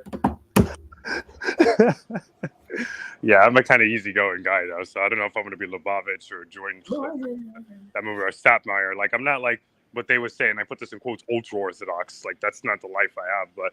Okay, like because I've watched you and I've watched how you've grown over the years, and I'm like, I kind of like the way Asher Meza. I haven't changed, bro. I'm the same. No, but I remember you used to have peos. You used to wear your tzitzis. You used to do like that. I was in Israel. In Israel, I had peyot. Yeah. Uniform when you're a settler, Yeah. But I'm the same. Yeah. All right. Okay. Anyway, thanks. All right, Evan, what's up? All right. Thank you. So I know we talked about getting the Mishnah Torah. I could not find a good one. This is not necessarily a good one, like a translation that I could particularly read. Do you have any suggestions where to find it? There is only one translation to the Mishnah Torah in English, the Eliyahu Tigor. It's a Chabad translation. Here, we'll go together. Okay. We read it down. Here, go to Chabad. Go to Chabad.org. Okay. Okay. You go to my computer. Yeah. You want to thank the side people of question. Chabad? Yeah, good. Side question while I'm waiting for my computer to turn on. What do you think about non-kosher mezuzah scrolls? Does that matter or no? By non-kosher mezuzah, what do you mean? You printed it out? What do you mean? No, it came with it in the description. It said non-kosher. So. Oh, you need a. Okay, so the case is not the mezuzah. The scroll is the mezuzah. So, sometimes, the case will come with the scroll within it, but what can I tell you? You can't use a fake scroll. You get them on eBay. I bought them on eBay before at $10 a pop. You get them straight from Israel. Now you can get them up to $100 each, but it's got to be. For you to fulfill the mitzvah properly, it's got to be a kosher mezuzah. It's just like saying a bracha on a non-kosher Torah scroll. There's just some things that you can't really fake. But once you have a mezuzah up, it stays there forever, unless you're Chabad and you check it every month. because they believe that like if you start getting sick, it's because your mezuzah has become puzzle. Okay, so you're in a Chabad? I'm here. Yeah. Okay. So okay, so you see where it says learning and values? Yep. Okay, so click on that, and then there's a subcategory called texts and writings. Yep. And then classic texts.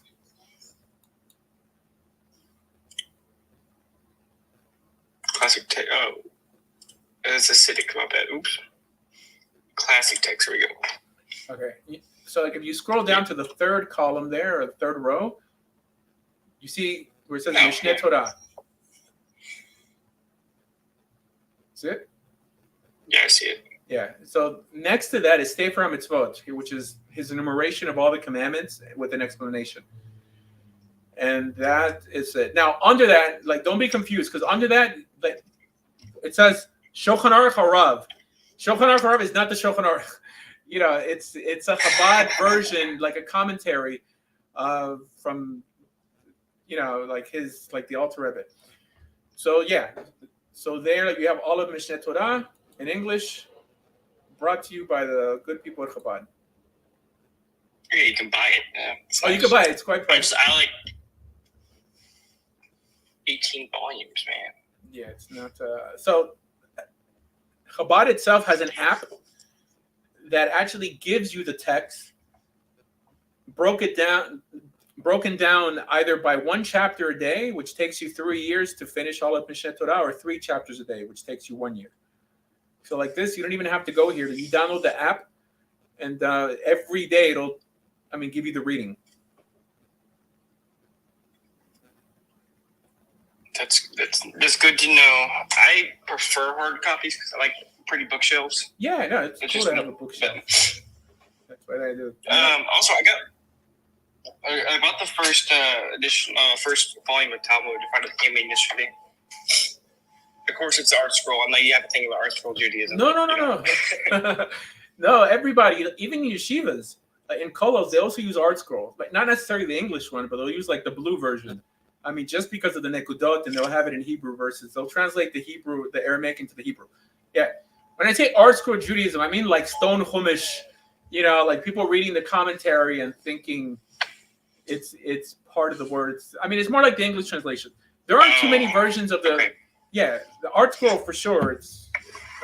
They're the best in terms of how pretty they look. Like, I assume you bought the Schottenstein version. And yeah, you got to start somewhere, because the whole set's going to run you like $2,000.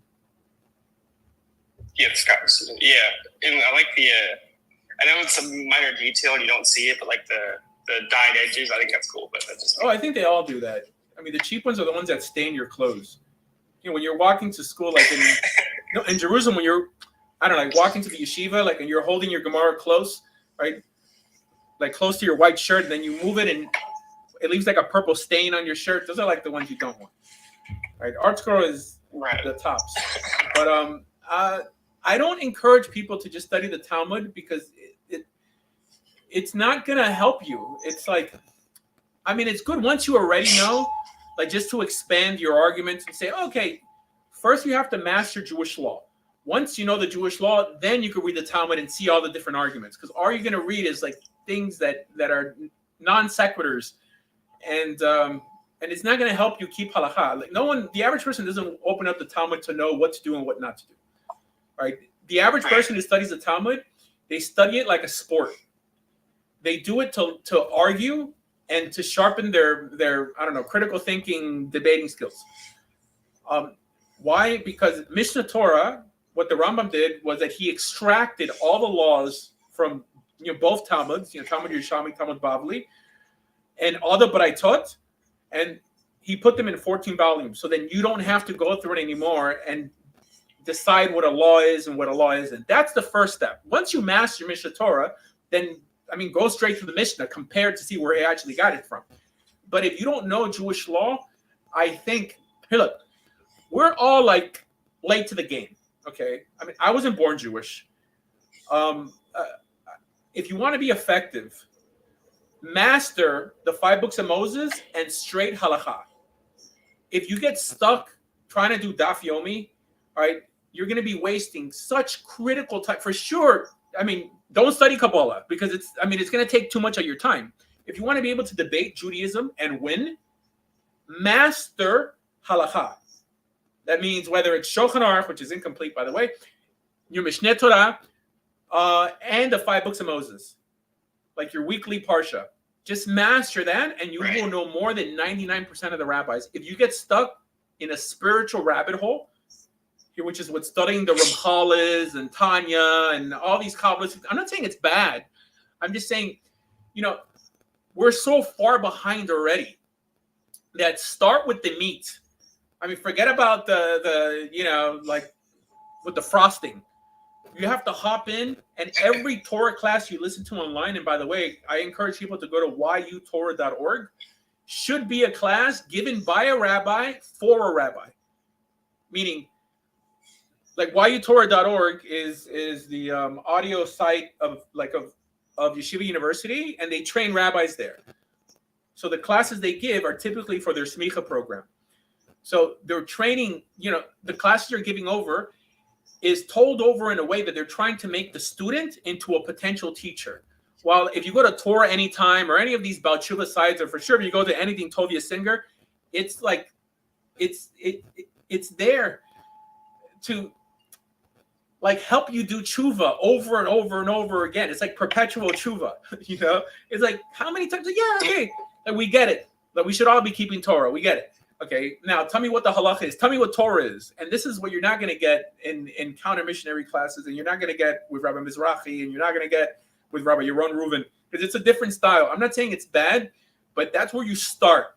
But you really shouldn't stay more than 2 months in their classes till you start moving on to something more serious. But some people live there. I mean, some people only listen to Tanakh talk. That's all they listen to for years. And I'm like, bro, by this time, I mean, like you could have mastered Tosfos or something, and there are only 10 different ways to disprove the New Testament. I mean, come on, bro, this is too amateur. So, my goal here is to guide people down the right path or better path, and that also includes, Chabad lectures. They give good lectures on Mishnah Torah, like on halachic stuff, not on spiritual stuff. Don't focus on spirituality because it's subjective. Every rabbi will have a different understanding on spirituality. However, on halachic matters, they're typically, not always, 98% of the time on the same page. So that's why it's the only way to be able to debate in Judaism. You could only debate halakha. Spirituality, Jews have a special soul, this and that. People are going to disagree. Like the 39 malachas, like the todos and the avos, like all these things you can't differ on. The halacha is black and white. Boom, boom, boom. Either you know it or you don't know it. So that's the difference between how men learn and how women learn. And they have typically men now living in the female sphere, no disrespect to women, but men have the job of educating other Jews, and in my case, educating the world with Torah values, and we just can't be stuck on the fluff. I know there's some rabbis that they live in the fluff, okay? This is more active, more like, like if you're going to debate someone who's for sure, I don't know, like trying to promote or misrepresent Judaism, you're going to defeat him with halakha. You're not going to defeat him with spiritual books because they're subjective. Anyways. Yes, I do endorse Nice. Rabbi Yonatan Halevi. He's a nice guy. He teaches good stuff. Also, Rabbi David So Bachaim. What? Good. Yeah, good. So I have a question now that was said. Would you prefer somebody not even open Talmud and just only focus on those other things until they're proficient enough in the core? Correct. And then study Talmud? Okay. Correct. It's not going to help you. The reason I study Talmud is because as I'm going through it, it's giving me different midrashim. I mean, it explains things that people say so matter-of-factly, and it'll quote it like a medrash here. Like, it'll fuel my learning already. It's because I already know Mishneh Torah. Now I could see where it came from. But for someone to just hop into the Talmud, almost everyone who starts gets bored, and they not only just stop studying Talmud, they stop studying Judaism. Because they're like, it's a bit trivial. And it's the Talmud is full of a lot of silly stories. Silly stories. I remember in my many attempts of Daf Yomi, and I haven't gone to the whole Daf Yomi, because who really learns during Daf Yomi? It just goes too fast. There was a story about it. It says, like, if you have a dream that you're having sex with a goose, it's like a segula. It's a good sign that you're going to get money. And I'm like, oh my, it's good for me to have the story in the back of my mind, right? For whatever, at least I know what not to do. But when people start with that and they don't know anything about anything else, they just get bored. It's like, starting the Torah with the book of Numbers. You're just like, okay, and they were an encampment of 10,000 or 5,000. And then before you know it, but you're reading Ernest Hemingway because the Torah has just got boring to you. So master halakha, master the halakha, master the Torah, the 5 books of Moses, and then try to find out how the halachas, like their source for them. Like Mishneh Torah, there's a book you can get called Kesef Mishnah. So the Kesef Mishnah is basically, it's a book that tries to trace all the halachas that appear in Mishneh Torah back to the Talmud, or like to the Braitot, or to like some Tanaic source. So like this, next time you teach the halacha, you could, teach it straight from the Mishnah if you want. So that's the next level. But just with Mishneh Torah, like, you have your hands full. But yes, go ahead and get the whole, library, just to kind of, whatever, like pimp up your office. But in terms of it having any practical use, I don't think it's going to have lots. Because I got books, I can't even fully read Hebrew. I can understand, I can read a couple of the words. That's where I'm at. I know the alphabet and stuff, but I have a almost full collection of full Hebrew Talmud just because it looks cool. Your grandkids, God willing, once you convert it, do what you have to do. You'll be learning with them. People typically have books because on Shabbos people don't pull out their Kindles or their phones. So on Shabbos, you're there with your kid on your lap and you're, going through whatever sugya in the Talmud. Yeah, it's nice to give over to hand over a library to your kids. Books that you sanctioned as worthy for them to study. So, kind of follow up on what we just talked about. If I'm studying Torah, right? Because I've read it. I'd like to say I read it all, but not from start to finish. It's more I'll read, this little bit and that little bit, whatever. If I was to read from front to back, would you recommend me reading a Rashi with it, or just read straight Torah and then the Rashi?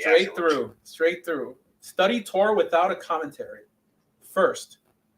Okay. The commentary is not there to expound on anything ethical. The commentary is useful when trying to decipher an animal that's being described, what this word could also mean in Hebrew, a different understanding to the actual verse, right? But in terms of giving you insights that aren't plainly in the text, it's still subjective in its conjecture. I'll tell you what you should do. Okay, what you should do. Start making videos with the weekly Parsha. Just write it out.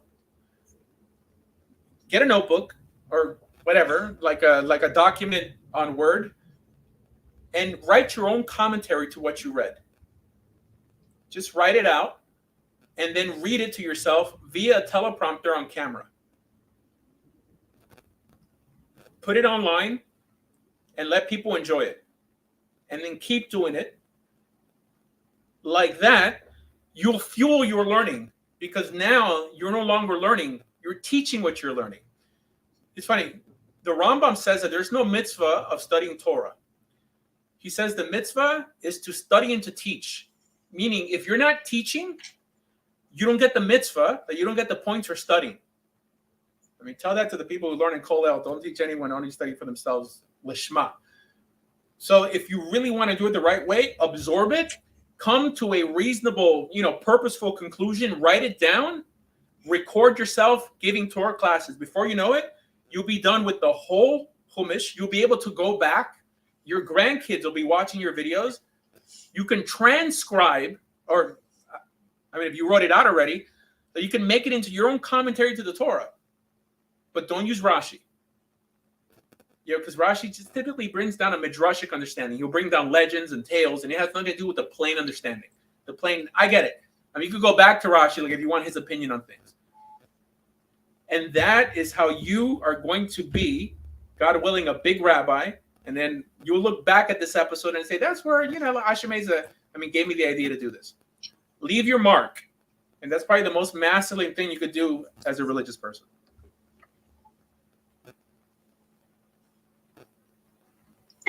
Okay. No, laughing at a comment. I think that's a good idea. I was debating it, but I'm not a very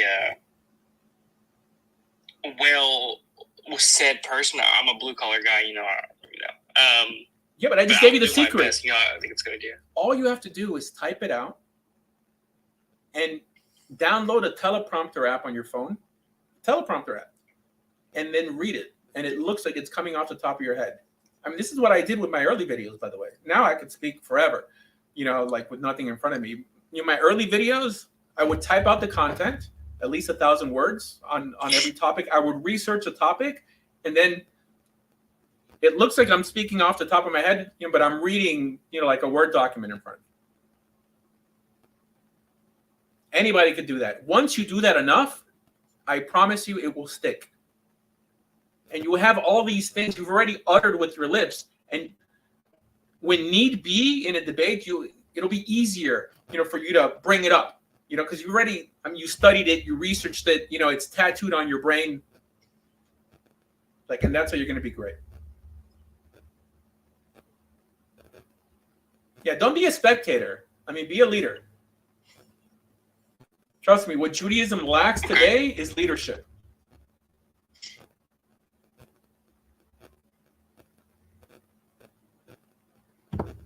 All right? Pick up your weapon and follow me. Inshallah. Inshallah. Привет, товарищ. Привет. Приходите, заходите. We have corrupted the Torah, they say. Who's we? Oh, the Muslims. And not only, the funny thing, it's not the Torah, but also the Bible, the New Testament. But the Quran? No. Pure. It's pure, Papa. That uncut. No way. It was transmitted verbally, memorized, word for word. And then the guy pulls up 2 different Qurans printed. Fluid. It was translated by. Anyway. All right, hold on. All right, Moish, come up, Moish. Let's see.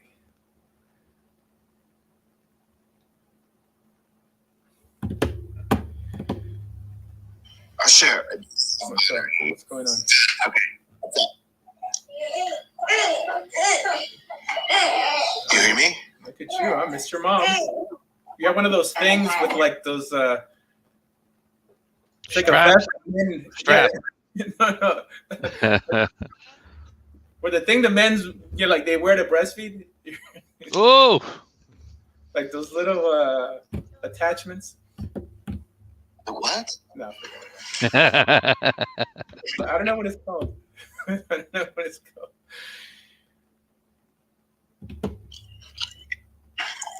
Do you hear me, Asher? Yeah.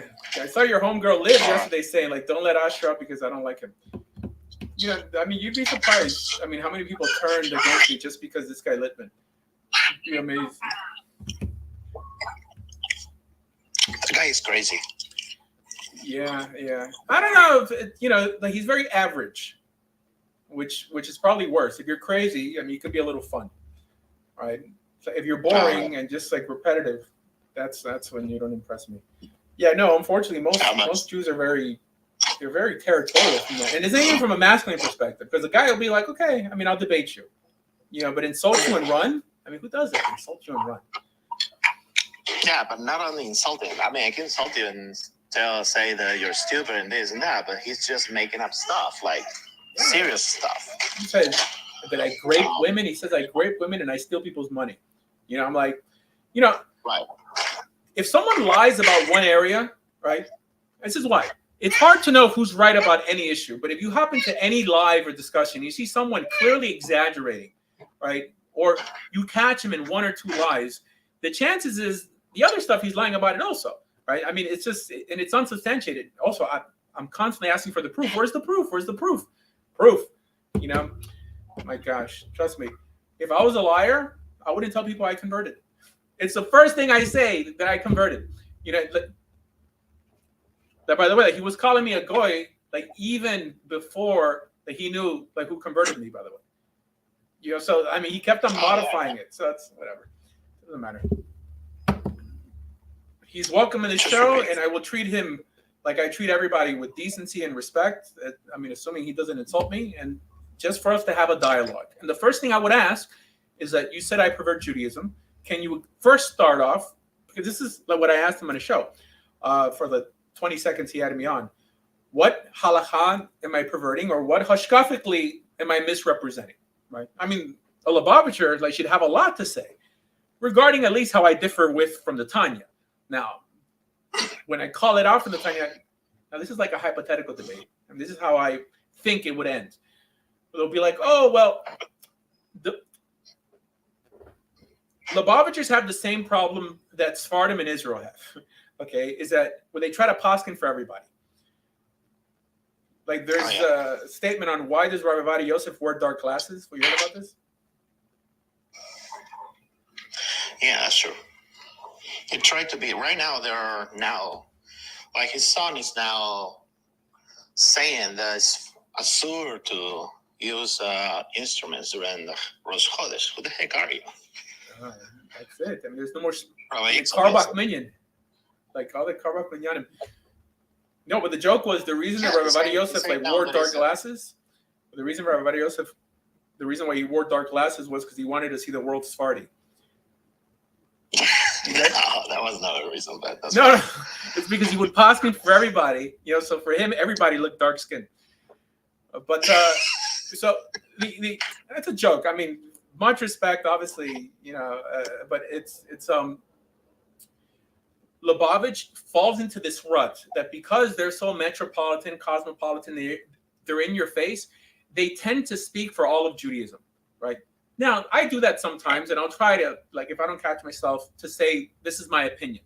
But they'll say, Judaism teaches this or that. Judaism, I was just listening to, like, a Moses and Zipporah live, and they're saying, in Judaism, you know, the reason Judaism doesn't proselytize, or, you know, in Judaism, we believe that everyone is born with a special spark. He's quoting the Rebbe, but before he quotes it, he says Judaism teaches. Right? Instead of saying in Chabad, we view it like this, the Tanya teaches this, they'll say Judaism teaches and give over their thing. If I said the same thing, without backing it up with a pasuk, I mean, if it's from the Torah, I think one could say Judaism teaches don't eat pork. Right? I mean, Judaism teaches don't be a simp. Right? But if you're uttering a Kabbalistic idea, and before you utter it, you say Torah teaches, right? That's, you know, that's being about Tosef. You know, that's adding to the Torah. I mean, you know, from that perspective, and Chabad does it a lot. And the problem is that Chabad typically doesn't get any feedback, right? Most Orthodox Jews, they rarely dialogue with people who disagree with them. So it's but that's a language of Balei Shuva. That's a very known language among the Balei Shuva. Like Judaism says, our religion teaches. That's very common. Yeah, well, who gave birth to the Balei Shuva movement? I mean, Chabad did. You know, so it's yeah, exactly. Well, Christians do it also. I mean, Christians will misrepresent. Now, I'm not saying they're misrepresenting Judaism, by the way, because what Chabad does represent Judaism, just like what Satmar does represents Judaism, and what Temanim do also represents Judaism. Right? The question is, does it literally represent the Torah? Right? The problem is people fail to make a distinction between what's Torah and what's not Torah. Now, I mean, like the Mimers and the Sikhs of the Rebbe are all Torah. I mean, everything could be Torah. You know, my videos are Torah now. You know, it's like, and I've heard it. Not about my videos, you know, although. Yeah, but at least you have to represent your type of Judaism. Yeah. I mean, every person has to. I mean, if you're going to be Lubavitcher have to represent it at least, and try to follow whatever the Rebbe did. And it's cliquish. If you're gonna be Rabbi Ovadia Yosef follower, okay, do what he did. Yeah, but make a distinction and say that this is what the Rebbe taught, and not say Torah teaches. Like Rabbi Mizrahi and Rabbi Yoram Rubin, that's their shtick. They'll like the Torah teaches, and they'll quote a Medrash, or they'll quote the Zohar, or they'll quote some Achron. Right? It's like you don't know how many times I've been talking with people that say like, oh, because the Torah says, and end up being like the Sichos of the Rebbe. That's it. Or they're quoting Rashi. Everything is Torah. You know, like they're quoting Rashi. So many times they're like, I know it's there, and they're actually quoting a Rashi. And of course, and now they'll be like, well, you don't believe Rashi's Torah Shabbal Peh? Guys, Rashi is not Torah Shabbal Peh. Okay, people think that anything rabbinical is Torah Shabbal Peh. Torah Shabbal Peh, first of all, deals with Torah, so you know the midrashim don't count. Torah Shabbal Peh is. I mean, sure. I have a question for you. Actually. Yeah. Okay. Rav, the Amora, / the Tana. Rav was a Tana. Was the last Tana and the first Amora. So for you, in your Hashkafa, Wait. What is? I mean, are you sure about that? I mean, it was Rabbi Zera. Rav Zera became Rabbi Zera, but Rav was already a late. I mean, he closed. I mean, Rav was the only one that got semicha from Rabbi Yehuda Nasi. Shemuel didn't get it. Rav was the only one that got it. Hold on. Let's look this up. I'm pretty sure that it's Rabbi Zera. Hold on, Rabbi Zera. Because he's Rav Zera. Why do you have to go for Rabbi Zera? Check on Rav instead of checking on Rabbi Zera. Well, they're in the same story, by the way. Check if Rav was a Oh, wait. Check if Rav was a Tana. Oh, wait. I'm confusing Rava with Rav. No Rava, Rav. No, I got it. Yeah, but Rabbi Zera, I believe, was the last one who received smicha. Hold on 1 second. I want to learn also. Okay, hold on 1 second. Yeah. Okay, all right, so it does say what I said. It says that Rabbi Zera, known before his smicha as Rav Zera, let's see if it's last. Let's do Rabbi Guru, like Google here.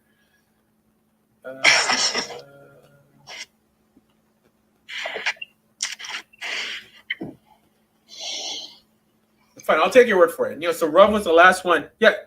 Well, so he changed his name from Rav He to was what? the last one that got semicha, so he was a Tana, but also he was the first Amora because he didn't give semicha to anybody. So my question is, like, how do you see his authority among the Amoraim? You think he has more authority when he does something? I'm going to give you an example. Masechet Ruvim, there is a list of machloket, like who is the halacha by? Yeah? Like Rabbi Yehuda, Rabbi Meir, halacha ke Rabbi Yehuda. Yeah, in the Gemara. At the end of that sugya. What? I mean, the Gemara, not the Mishnah. I'm sorry, the Gemara, right? Yeah. So in that sugya, at the end, after all the machloket are listed, it says Rav didn't follow those rules. So we don't know nowadays what were the rules that Rav followed, or if he didn't follow anything because he was not going to get amongst the Tanaim like you're supposed to.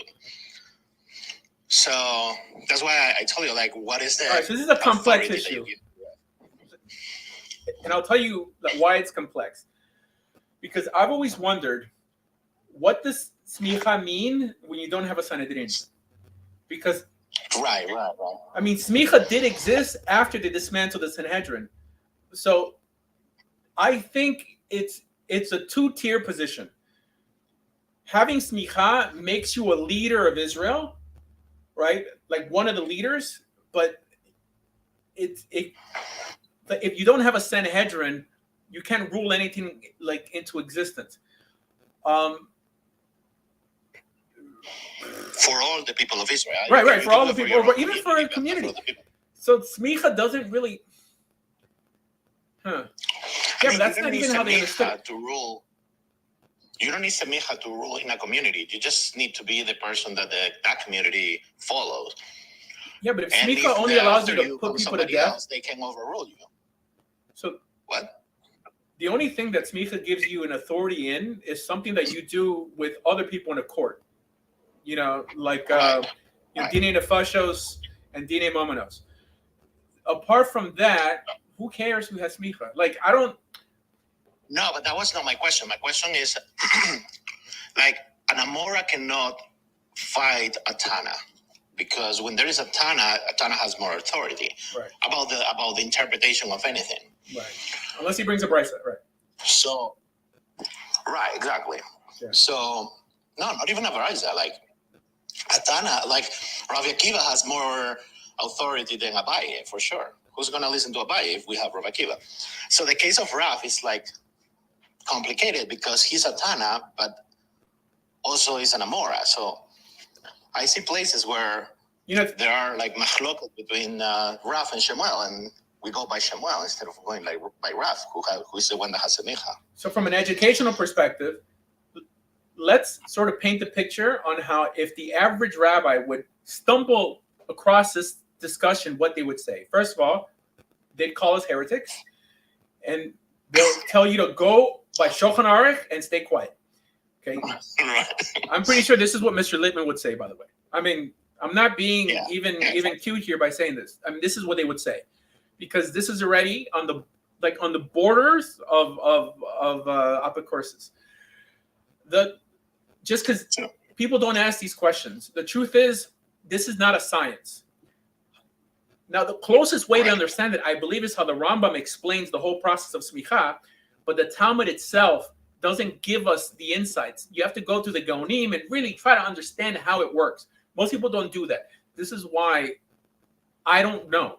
I don't know what smicha without a Beit Din Hagadol gets you.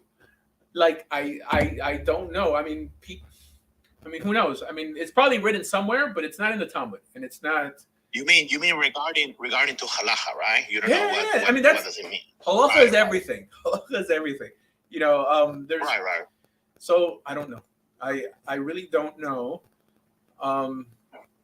Yeah. No, when I say I don't know, I don't think anybody knows. By the way, you know, I mean, it's not that Asher is laughing. It's because nobody knows. I didn't find it. I mean, I was looking in I have a commentary on the Talmud of Rabbi Yaakov Endem. It doesn't say anything about that part. They just keep it like that's basically what every rabbi does. Right. They just keep whatever there is uncomfortable. Well, let me give some background for everybody listening on what the hell we're talking about. Okay, every rabbi nowadays is fake. Everybody's a fake rabbi. I'm a fake rabbi. Rabbi Mizrahi's a fake rabbi. Rabbi Yosef was a fake rabbi.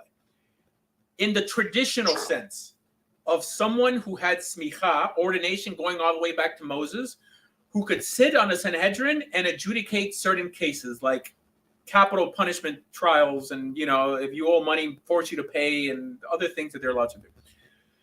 So the reason we study the Talmud nowadays is because the rabbis in the first portion of the Talmud, the Mishnah, were rabbis who had smicha. This process of ordination, of course, we believe this in faith. Okay, faith is not an ugly word. We can't prove it, but we would like to believe that rabbis like Rabbi Akiva, Rabbi Yishur ben Prachia, all these rabbis had ordination going back to Moses. What Rabbi Yehuda Hanassi codified was the Mishnah. There's works that didn't make it into the Mishnah called Baraitot. Now, within these Baraitot, there's other categories like Toseftot are also Baraitot. Midrashei Halacha are also Baraitot.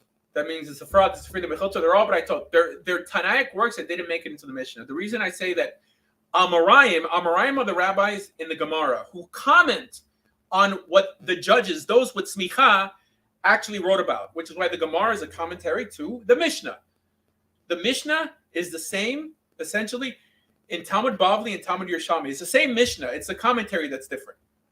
The question that Moshe is asking is okay, so the rabbis in the Gemara have the title Amora, the Amoraim. I mean, technically everyone's an Amora, you know, but I heard Rav Herschel Schachter say this. He said that a Tana is someone who quotes Bryce's Balpeh, and an Amora is someone who quotes Tanai and Balpeh. I mean, this is just his understanding. But I guess we're almost on the same level as Amoraim. That means we could comment on the Mishnah. The difference between us and Amoraim is that they were essentially the students of Tanaim, so they had a better grasp on what the Tanaim were talking about. However, the reason there are no more rabbis today is because the Sanhedrin was abolished under the guise of Rome. They made it illegal for anyone to receive ordination, and anyone giving ordination or receiving it, i.e. smicha, would be unalived. However, there were some rabbis who broke this edict and they received smicha secretly. The question is, what does this ordination mean if you don't have a court to rule through? Because all votes in the Sanhedrin were taken, all final decisions, they came to them via vote. They would vote things into existence. Now, not everyone in the court needed to have smicha, but they would have to be someone with smicha in the court in order to validate that court as one allowed to judge. So if you have smicha, but you don't have a court, what does that mean? It's a question that I don't think anyone truly has an answer for, but you've already delved into in a higher echelon of Torah learning. The average rabbi on TikTok doesn't know what we're talking about. Outside of the Parsha and Rashi, they're a bit useless. Okay. Why? Because just delving into this, coming to a conclusion in a halacha that Hillel might be wrong and Shammai may be right, already gets you labeled a heretic. It's gotten that stupid. Okay. That's what we've come to. The term heretic and heresy is a quite recent one in the Jewish world. In the Mishnah, people understood. I mean, what's heretical? We have a Sanhedrin. In the time of the Amoraim, when there was no Sanhedrin, is when you had all these cliques being formed, right? These rabbis, I mean, similar to Jesus, by the way, who had a following, and that following thought so highly of that rabbi that according to the Talmud itself, when they asked them if the Messiah would come from the dead, who would it be? Everyone started saying it would be my Rebbe, my Rebbe, my Rebbe. You know, heck, there's even like a yeshiva that built like a yeshiva on top of the kever, like of one of the Rebbeim. I mean, this is how they worship.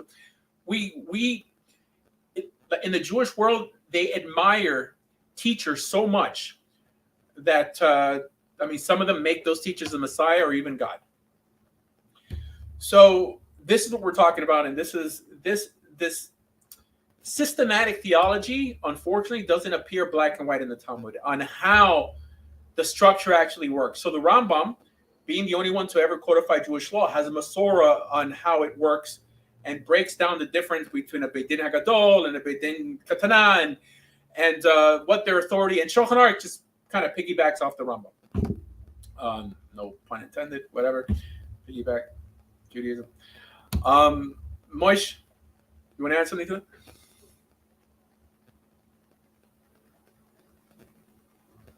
Anything? Okay. Do you think it's possible to make the Torah an idol? I say it constantly, but it's kind of tongue-in-cheek when I say that, making the Torah into an idol. I for sure think tefillin can be made into an idol. When someone puts on, let's say, tefillin, or does something just ritualistically without having their mind engaged in what they're doing, they're taking just the act and they're applying like redeemable qualities to it. Like in Israel, it's very common. I was in Meron once, and everyone, Chabad runs Meron. People don't know this. It's like Lubavitch everywhere. And they just go up to everyone with a Kiddush cup, whether you believe in God or not, just so you can make a bracha. And, and by making the bracha, you get points, whether you believe or not, right? It's just like stopping people in the street. And you ask them, are you Jewish? And they're like, well, let's take your Jewish blood pressure. So they're basically saying that by just putting on tefillin, even though you don't believe in what you're doing, that is in some way accruing you points on the spiritual realm. That's making tefillin and essentially the Torah into a charm, like a lucky charm, i.e. akin to idol worship. So that's how you make the Torah into an idol, in my opinion. What else? Oh, we got 4 minutes. 4 minutes, we're going to stab out. 4 minutes, we're going to stab out. Let's see if we can get the chief rabbi. Chief rabbi up here in the last 4 minutes. Okay, we don't have the chief rabbi, but we have his assistant here.